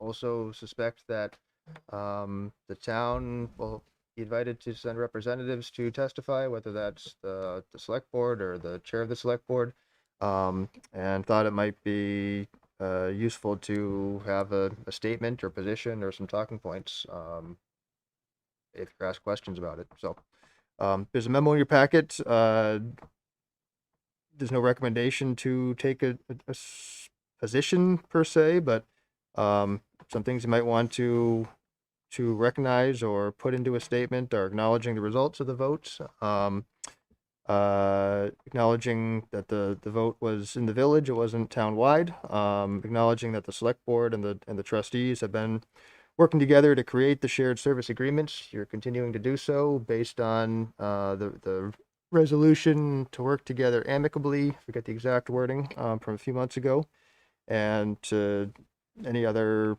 concerns or points or praise or whatever, just any other main points that you want to include and mention. So at this point, kind of just providing some framework and let the board discuss. Happy to take it back and draft something for review at a future meeting. Would recommend this January 3rd meeting. Again, just thinking that the timing is coming up quickly, but wanted to give the select board a chance tonight to talk about it and see if you wanted to get anything a bit more formal. All right, thanks, Greg. So any comments, questions? Go ahead, Sue. I saw all your responses. an email, and I like the statement that you had in your email. Oh, that the You want me to read it? sure. It says, we, the select board, do not want to stand in the way of separation of the village from the town, though we will do what we can to limit the impact to the remaining town. Right, and so I think part of the discussion that Greg is asking for is the part about limiting the impact as to what do we want to say about that is one of the things I think we need to think about.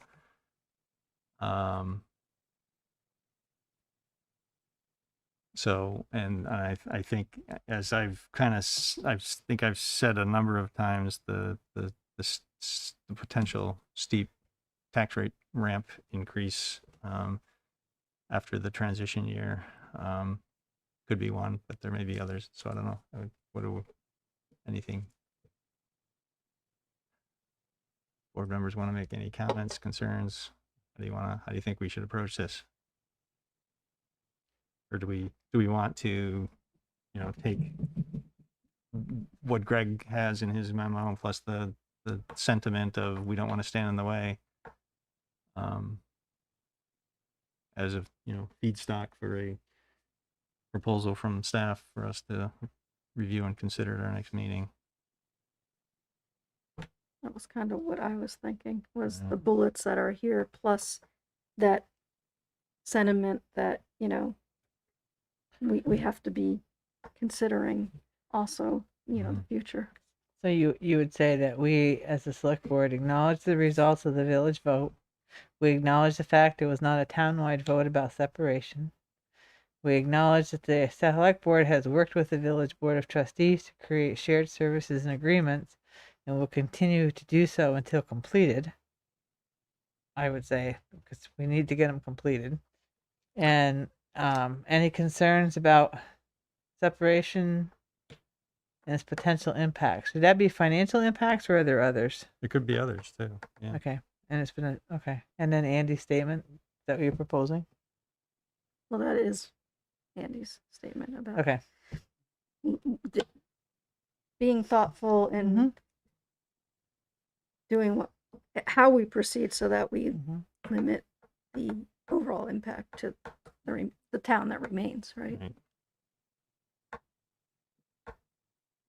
Tracy, any? I'm fine with that general flow of events, is to have staff draft something that meets all these little points and bring it back for full discussion. So do we want to also include, are there any other tripping points that we want to include that maybe we, the one I guess that comes to my mind is at what point does and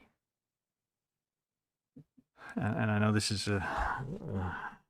I'm trying to say this so I don't raise anybody's hackles.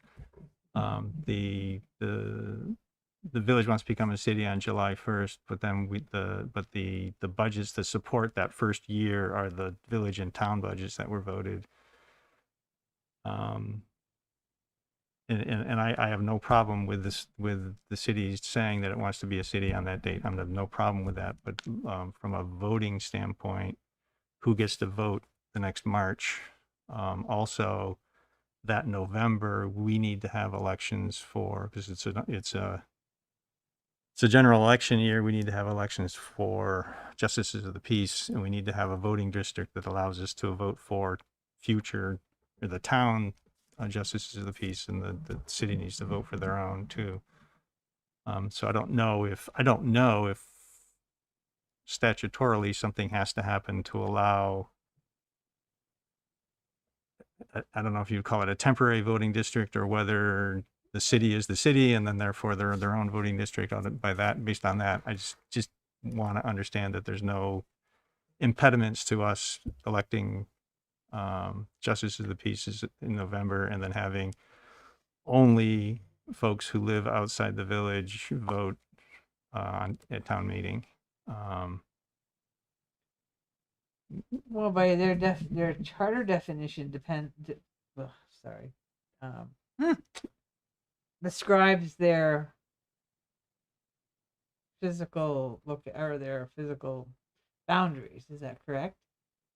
And that they become a city, thereby leaving the rest of the boundaries would still remain in 8-1, so 8-1 Yeah. would still be that voting district. When Patrick and I sat with our 8-1 and 8-3 legislators, they were questioning what that really looks like, whether they can really be a city then, or if it's at the end of that fiscal year. And I'm not trying to judge. I'm not trying to say which way it should go.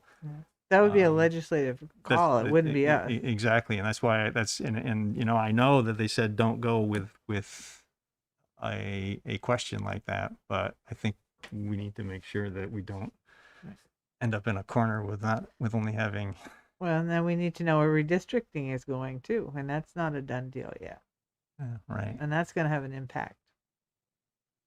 It won't have an impact to the town voting. You may end up with multiple multiple polling places. Well, the way it's proposed, it will have an impact if it. Yeah. You'll have additional polling places, but but it's a question of who votes, right, and the authority to vote in November and in March. I just want to make sure we have that clear. Well, that would be on one of your if you're going to list all the concerns, you could list it under your concerns. Yeah, here. and the other one is again the steep tax, potential steep tax rate increase, and I know staff is working on what that's going to look like. We don't have that disclosed quite yet, I guess. Hope to have something again for you in at that first January meeting with a little bit of time to review it beforehand. All right, so the thought that may arise is there a way to have a smoother transition of our tax rate? You know, is there, you know, we tried to put together a finance agreement. We pushed a lot on IT, but IT turned out to be no value from the standpoint of there's not a lot of financial transaction associated with that agreement. And then finance came apart because of staffing changes, which would have been a 5-year transition, which I think would have helped some of the tax ramp. So since those are no longer there and there's really no other, assessor is there through the reappraisal, that's a fairly small number. Police is there, currently, with a 10-year agreement. So that is a big one, but that doesn't get to the goal of, it hits part of the tax increase, but and it keeps it out for quite a long time, forever, hopefully. But the other ones went away. So the question, I guess, is whether we want to ask the legislature for a payment in lieu of taxes or something like that. We haven't really talked about that as a board. The other possibility is that do we want to have these kind of discussions in executive session so we can bounce ideas around, or is that we didn't say we would do that, and we may not have the right people around to help us with that if we were to do that. But any thoughts around impacts or what we might want to say? Well, I guess I'm just back up a couple of steps to understand what the purpose of this documenting a formal position and at what level do we need to document that formal position? Is it at the forest level? Is it at the tree level? Is it at the leaf level? What's the desire? So is the intent to put together something to actually read to the legislature? Or is it less than that? I think it's somewhat up to the select board. We haven't testified. I think 3 and 3 was the 3+3 charter change was the last time that There was an invitation to testify in front of the legislature, and that seemed to be mixture of statement and answering questions. I think looking at it in this sense about the separation, it's just the select board has been working with the village trustees to get to a place where hopefully set up both communities for the future. But there's never been a formal position. There's never been talking points that have been laid out. Just to give you at least at minimum the forest level and outline to go down there and answer questions, say where the town stands rather than just going in blind essentially. So I guess it could be to whatever level you want. Start at the forest, and if you want to get down into the trees, perhaps the leaves. I don't know if that's really necessary unless there's a really big couple of leaves you need to point out. But yeah, at least getting your thoughts in order before you're asked to speak about it. Yeah, there's an expectation that we're going to be asked if we're okay with it. And if you think about it, they're gonna hopefully ask someone from the town government to come speak. And normally it would probably be the town chair, but what authority does the town chair have to speak on behalf of the board if you haven't discussed those issues? Can he just say what he wishes? Maybe.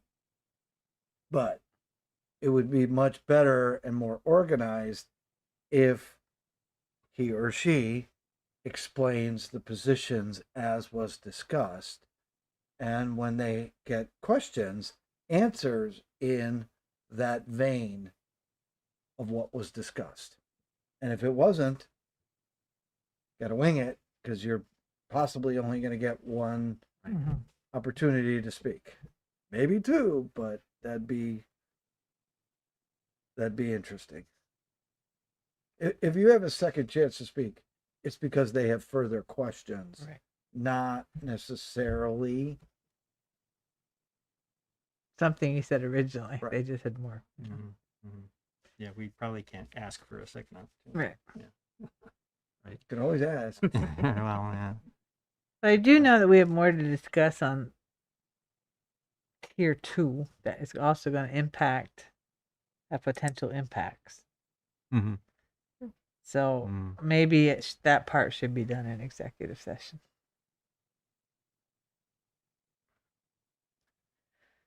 So do you have things you want to discuss now about those agreements, those tier 2 agreements, or do we No, need because we haven't discussed them. We haven't. Right. I'd rather do it. Have we seen the tier 2? We haven't seen that. We need to finish doing Brad's memo. Yeah, we just saw it laid out Right. at a high level. Right. And so, yeah. So we don't have a joint meeting again until the 24th, and I don't know if that's going to be, we have no idea. Nobody's indicated when the legislature, when, they said they're going to go in January, and I haven't seen anything about a projected date. I'm sure they are already working on what they're going to say. And I really don't want us to go in there flat-footed. And, I mean, when I'll confess, when I went in and did the 3+3 thing, I wrote the thing myself, and I got asked a question, and I would totally blew it because I had no idea what to say. And it could still happen with this too, because you have no idea what anybody's going to ask, and it's hard to. At least it's hard for me to imagine the frame of every person on that GovOps committee that might ask a question. So maybe a suggestion. Over the next couple of days, give some thoughts of key points or concerns that you might have. Like, for instance, the remainder of the town should only be one voting district, or something like that, so that you are not having multiple polling places within the town. That would be preferred.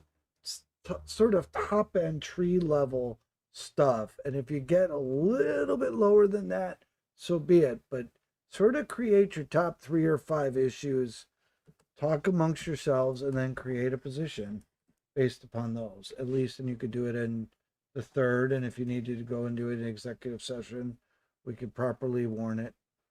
I could almost guarantee they're not meeting before January 3rd. No, they're not. Mm-mm. Does that sound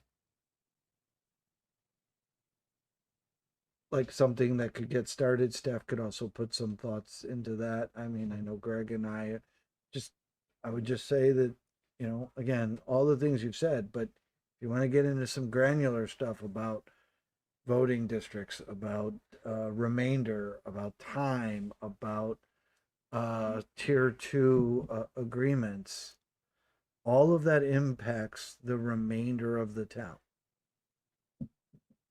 And then I would also suggest, as guys have all said, is as you've been going through this, you have been the town select board that has a village inside it and have looked out for all the interests of your residents, and you would continue to do that until such time as they are independent.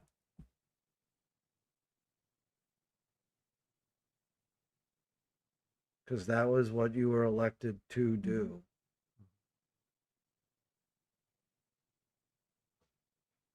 That works. All right. So I suspect there may be some people who want to make comment on this in the public. Ready to go to public comment? Yep. All right.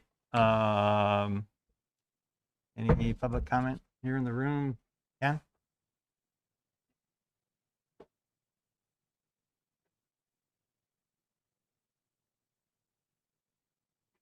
Thank you, Mr. Chair. Ken Signorello. When I vote at my voting place, I already have to specify which voting district I'm in. So I don't really think that that's much of a concern. Go to your voting place, you'll have a map, you'll say I'm in district so-and-so, you'll be handed the appropriate ballot. So I don't know that that's a major issue. That's it. Thanks. All right. Thanks, Ken. Is it Elise? Hello, Elise Serta, troublemaker number 2. So I have a little concern about what's happened here. So it sort of feels like a bomb was dropped on the community with this item being on the agenda, especially after sort of the history of what's been happening between the vote, public hearings held in August that did not seem to bring out a huge influx of anti-separation movement from either the village or the town. And then sort of now a request for a position document after you've been working on MOUs with the village for a good period of time. So I understand the need to prepare yourself for going to the legislature and talking about, sort of what has been happening. But when I hear a request for a position, that means a position. That means not sitting on a fence, but do we support this? Do we not support this? And I'm a little concerned that that's sort of doesn't seem to be the discussion. It's sort of like you're preparing for the legislature what you'd like to say, but that's not a position. So when you're talking about this, I encourage it to be in the public forum, not an executive session. And also just keeping in mind, you've put this into the public conversation now. You can see by the amount of people we have on the waiting to talk about this, that I would just encourage, when you say position, that means a position. So I'm curious to be as to what that will be after all the collaboration. Thank you. Thank you. Irene?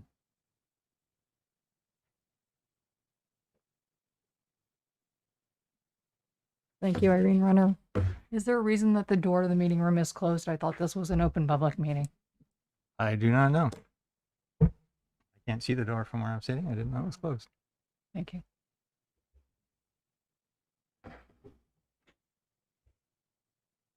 I don't know if this belongs in a separation agreement or if this is out of line, but I'm wondering if the health officer for the village and the health officer for the town will be separate once Yes, they separation will. happens. Okay, thank you. I heard the chair mention earlier that taxation who's going to vote on what budget is important to you, I would ask that you also consider representation. It's important to me that our charter reflect the fact that once separation happens, there shouldn't be people sitting on the select board, to my feeling, that still live in the village. And right now, our town charter does not allow for someone, once they leave the area, once they are no longer part of the town, to be forced to exit the select board. State statute covers that. Thank you. I did send you the reference Thank you. earlier. Right.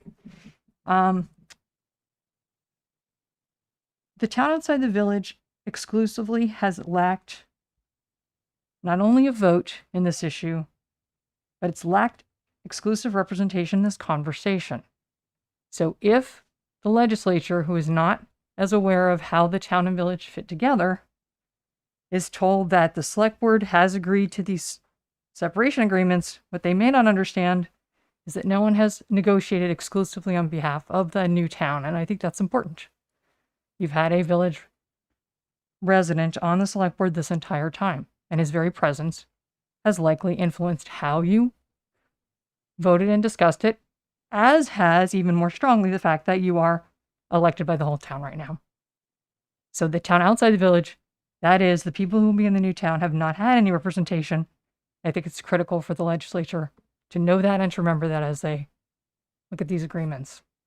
Thank you. Yeah, thank you, Irene. Any other comment from the room? Okay, I'll go online. Annie Cooper.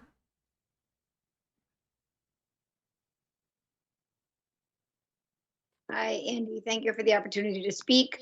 Last week at our last meeting, you had a back and forth conversation with Irene Renner during Public to be Heard, answering her questions as she asked them, and that went on. In fairness, I asked for the same treatment this evening.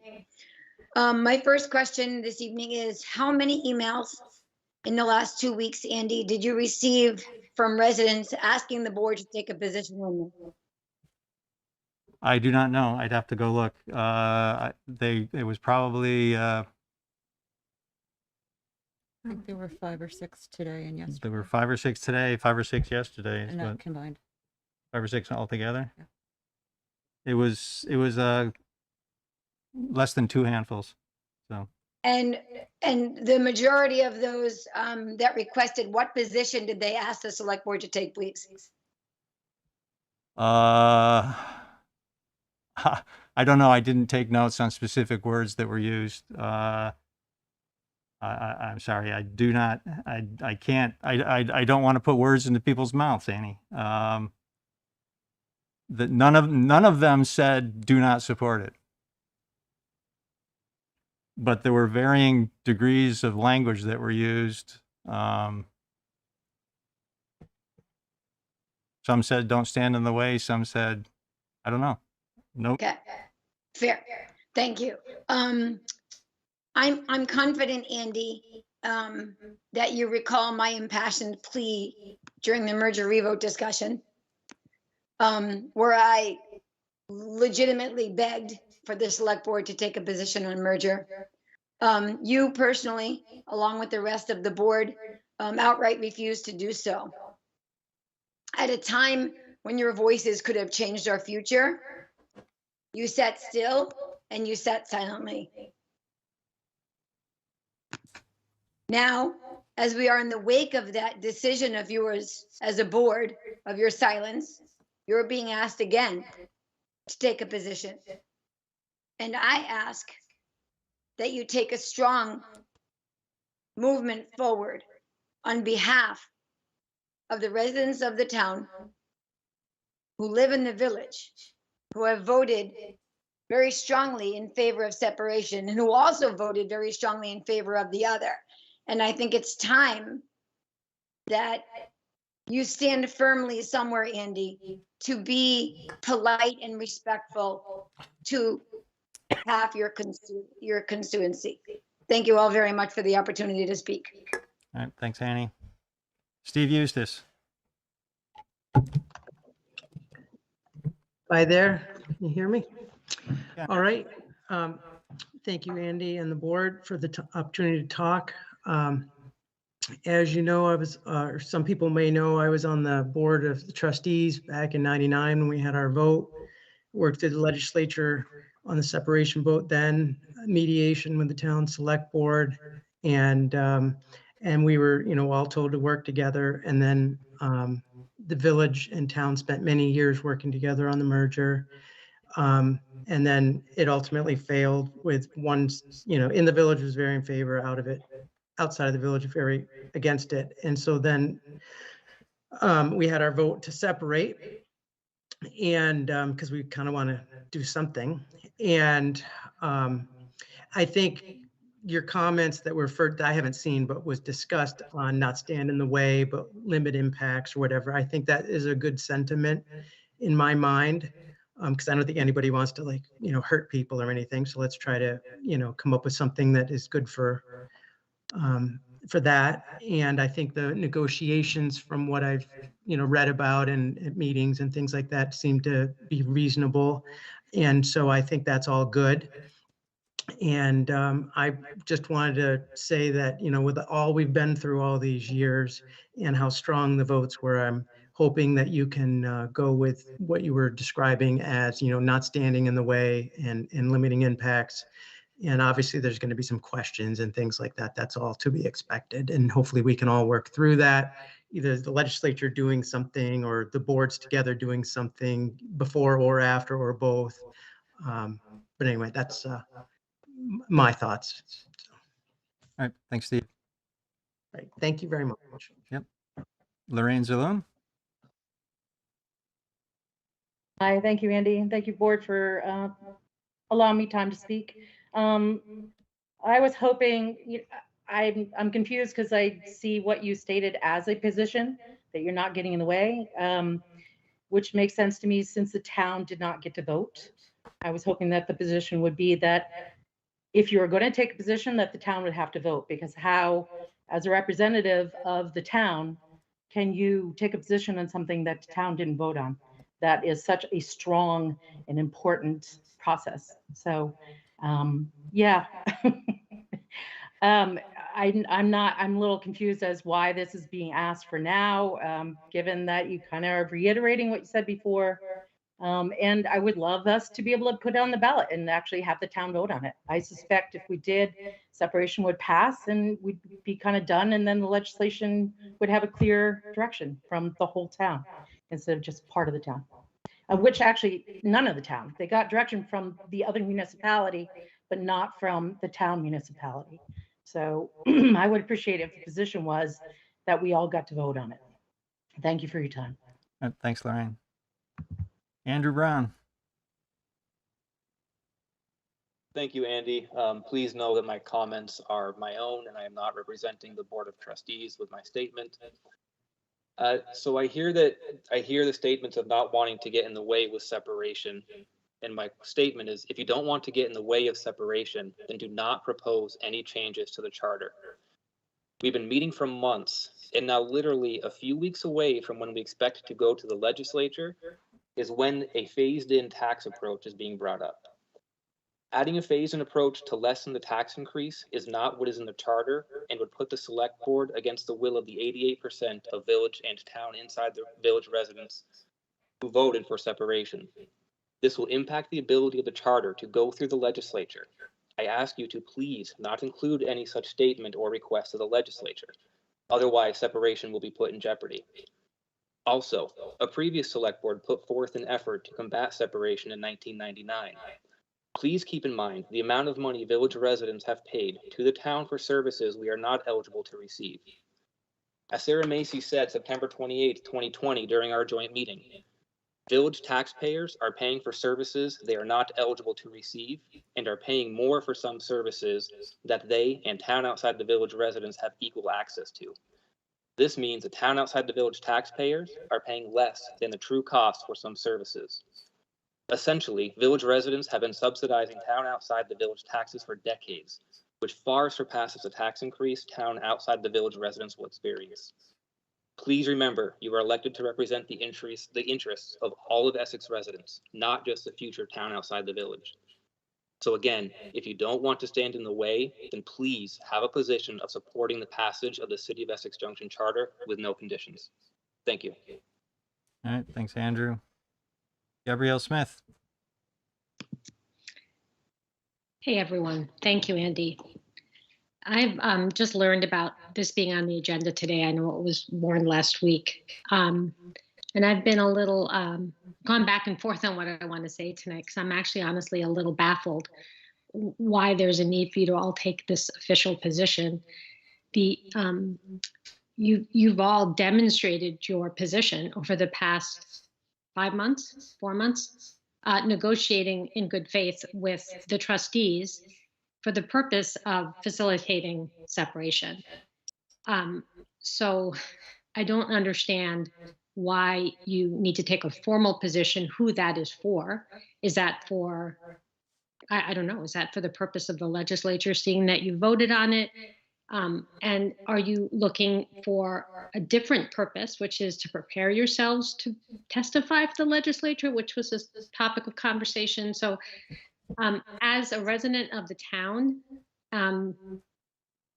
I have been really heartened at your clarity of commitment to our community to help us move forward to a place where our communities could be separated and on unreasonable terms that are clear and are doing the best that we all can to untangle the evolution of the past 100+ years.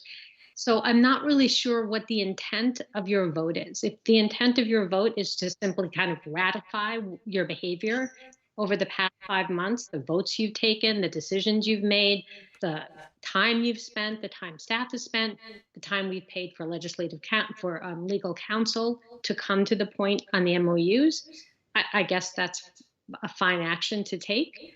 If it's for any other reason, I guess I don't really understand why now. Why is this necessary now to take a position when your position seems to me clear based on all of the energy, time, commitment, and decisions that you have all been making since the separation vote.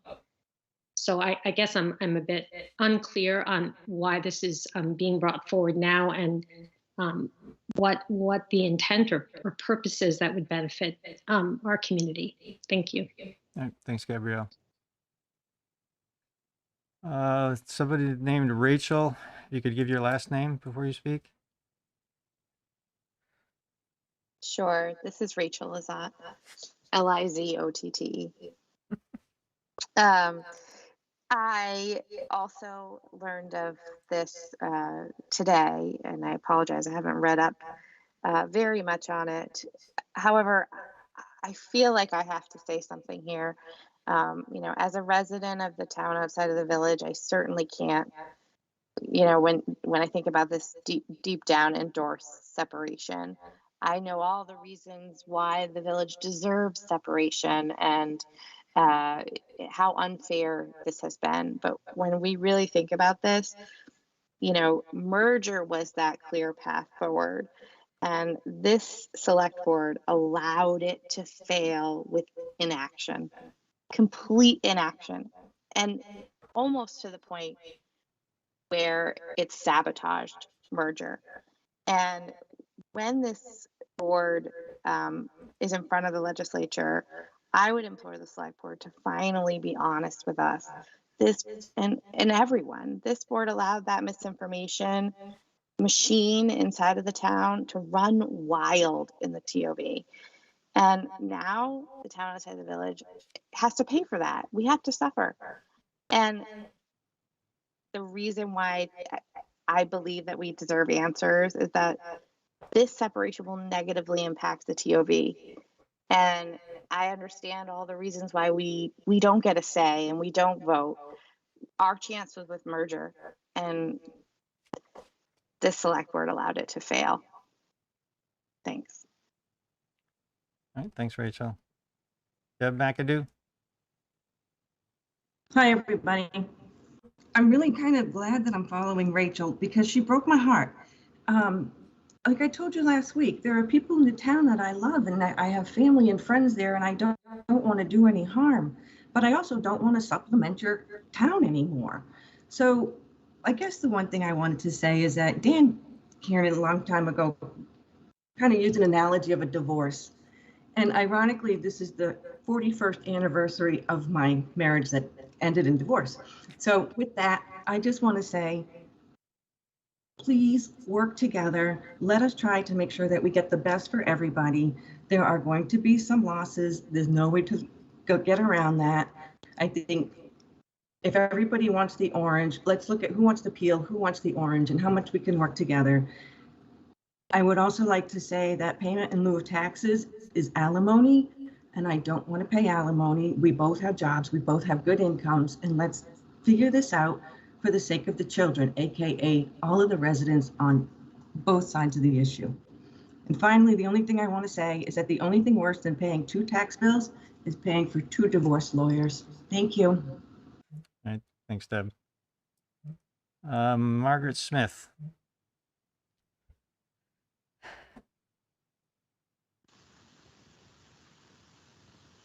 Margaret?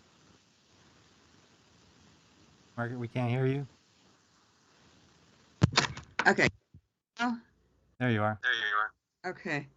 2 things. One is that the town, the new city of Essex Junction needs to remember that for many years, IBM helped subsidize their tax payments so that they were much lower than the rest of the town. And now I'm forgetting the second one. Oh, and the merger vote probably would have passed had not the village trustees insisted in adding an odd person to the new governing body, so that there would be 3 town representatives and 3 village representatives and 1 at large, which they most likely would ensure that the village would have an unequal vote. So that 3 + 3 + 1 addition to their the village charter made a lot of people really nervous. So the village complaining about high taxes, well, it was the other way for quite a long time. Thank you. All right. Thanks, Margaret. Any other? See Mike Sullivan. Margaret, can you mute yourself? Thank you. Hi, Andy. Thank you for taking my call.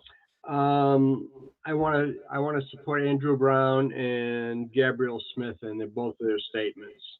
They are accurate and correct. As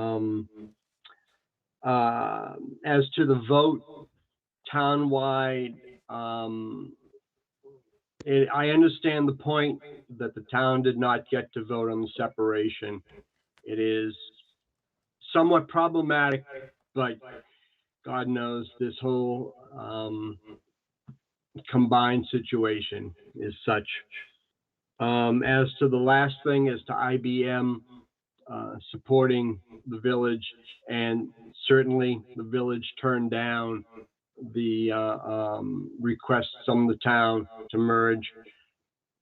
Understandable in attitude, but not necessary in the present. I also want to thank Andrew for you and Andy Watts for you for your even-handedness and the select board's up to procedure that I've seen so far as to being even-handed. And I do understand why you may want to have a formal position to present to the legislature. It is important, and so far what I've heard is an acceptable situation. Thank you. All right. Thanks, Mike. Anybody else? Harlan Smith. Yeah, Andy, thank you. I probably should have wrote this down earlier when I was thinking about it, but I'll just touch base on my email a little bit that I sent to the board. I think all of the votes, all of the separation votes and all of the merger votes have been for this community screaming for change. And in the last 3 votes that we had, it shook out that the change should be separation. I hear a lot that the town hasn't had an opportunity to vote, but in a sense, they have. And I know I'm going to get a lot of people that are going to disagree with this statement, depending on how you look at it. But if we were voting to be one community and we voted against being one community, then we're voting to be two, which means we're voting to separate. I like the idea, as I listen to this more, I like the idea of you being prepared to say something to the legislature. And I would hope that it would be in the interest of saying that the select board is not going to stand in the way and is going to continue to work with the village to protect both municipalities equally. So I appreciate everything that you guys do. I don't envy the positions that you guys are in sometimes, but I would encourage you, as you're putting this statement together for the legislature, to be supportive of separation, and eager to continue to do the work so that it works for both communities. Thank you. All right, thanks, Harlan. Yeah, I don't see any other hands up. Mouse went to sleep. Scrolling down to see if there's anybody on the phone. I don't see anybody. Okay, I'll bring it back to the board. Any response anybody wants to make to anything or additional comment? So I think the path forward here is, I think over the next couple of days, they just send stuff to Greg and Evan about if you have any other, things we want to either talk about, whether to include or consider ramifications of different things. I think I've listed out the few that I had. And then we'll discuss this again, hopefully on the 3rd. And maybe by then we'll have some of the information about the potential tax impact to us, and we can also talk about if there's ways to mitigate that, other than what I had suggested, trying to extract more money from the village, or the city, which, yeah, I understand the sentiment around not wanting to do that on either side. We can avoid it. All right. Anything else we need for that? Okay. Next thing on the agenda is we will be going into an executive session to hopefully finalize a contract. And then the consent agenda. I make the motion that we accept the consent agenda as presented. Okay, thank you, Don. Thank you, Sue. Any further discussion? Those in favor, please say aye. Aye. Opposed? Okay, motion passes 4-0. Reading file, any board member comments? I do want to bring up that Sue and Tracy and I had a discussion, an email earlier today, and so I just want to disclose that came up. The reason it came up is that we're noting that some emails from residents are getting thrown into our spam filter. And the discussion was the fact that at least three of us are seeing that. I've forwarded a number of those to our IT department, and so they're investigating, trying to understand why some emails are ending up in our junk folder. So that was the discussion we had. I wanted to disclose that we had that discussion and the action that's going on around it. And ironically, it was mask questions about masking, and it was questions about the taking a position on separation were the two things that have gone in there. Actually, no, it was maybe the one that was about fire department too, wasn't it? So there were a number of topics. So Well, and I just want to make it very clear that there was no discussion about the actual contents of those. It was just the fact that, hey, this went to your junk mail folder. Yeah. Please be aware of it. it was this discussion about the fact that things were going into the junk mail, not the content that was going in Yeah, the content. and can I just add that we've kind of changed our operations, and when we're in our email, we are looking in our junk email. So, we are seeing those emails. I don't want people to think So that heads we're not up, seeing Don, them. some emails might be going to your junk folder if you're not looking there. Okay. And I'll clue Pat in on that as well. Yeah. And so I know, Tracy, you've forwarded some that you found in the junk mail. I think we did one too, and that's how the three of us got into the discussion. So anyway, the discussion was about the fact that things are going in the junk mail, not the content of the things that were going in the junk mail. Right. I'd have a comment that I would like to thank the staff of Essex Town and Village and wish them all a Merry Christmas and a Happy New Year. Thank you, Don.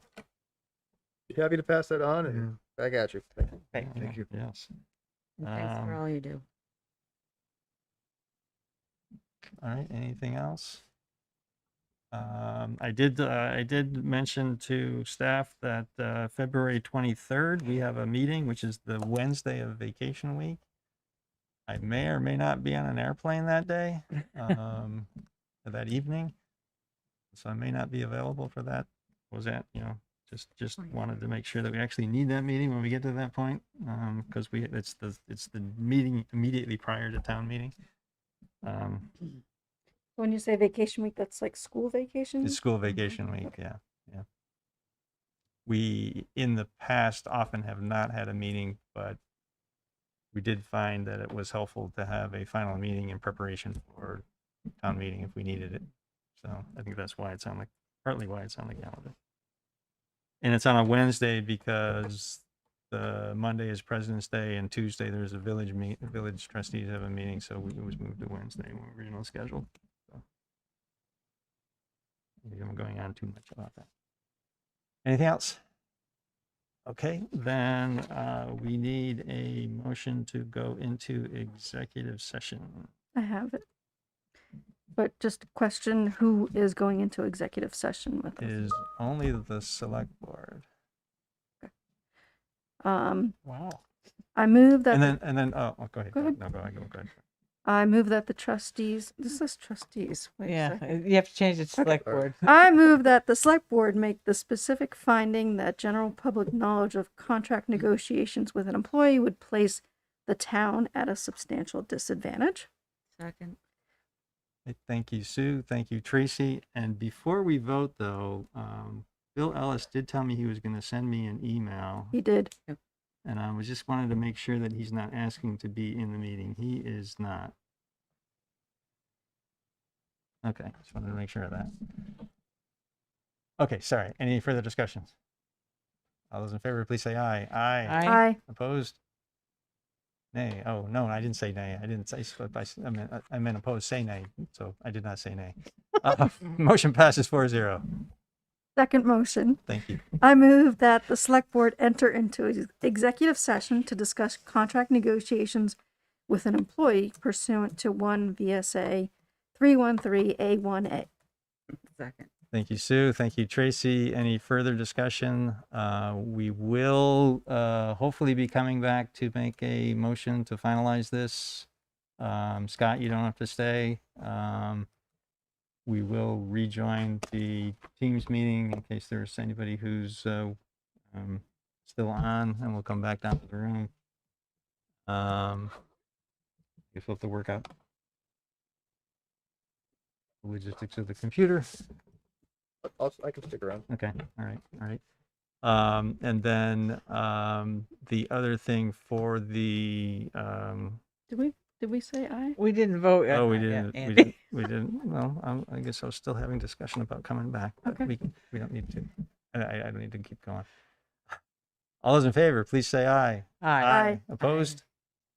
Okay, motion passes 4-0. We will adjourn to. Can we go upstairs?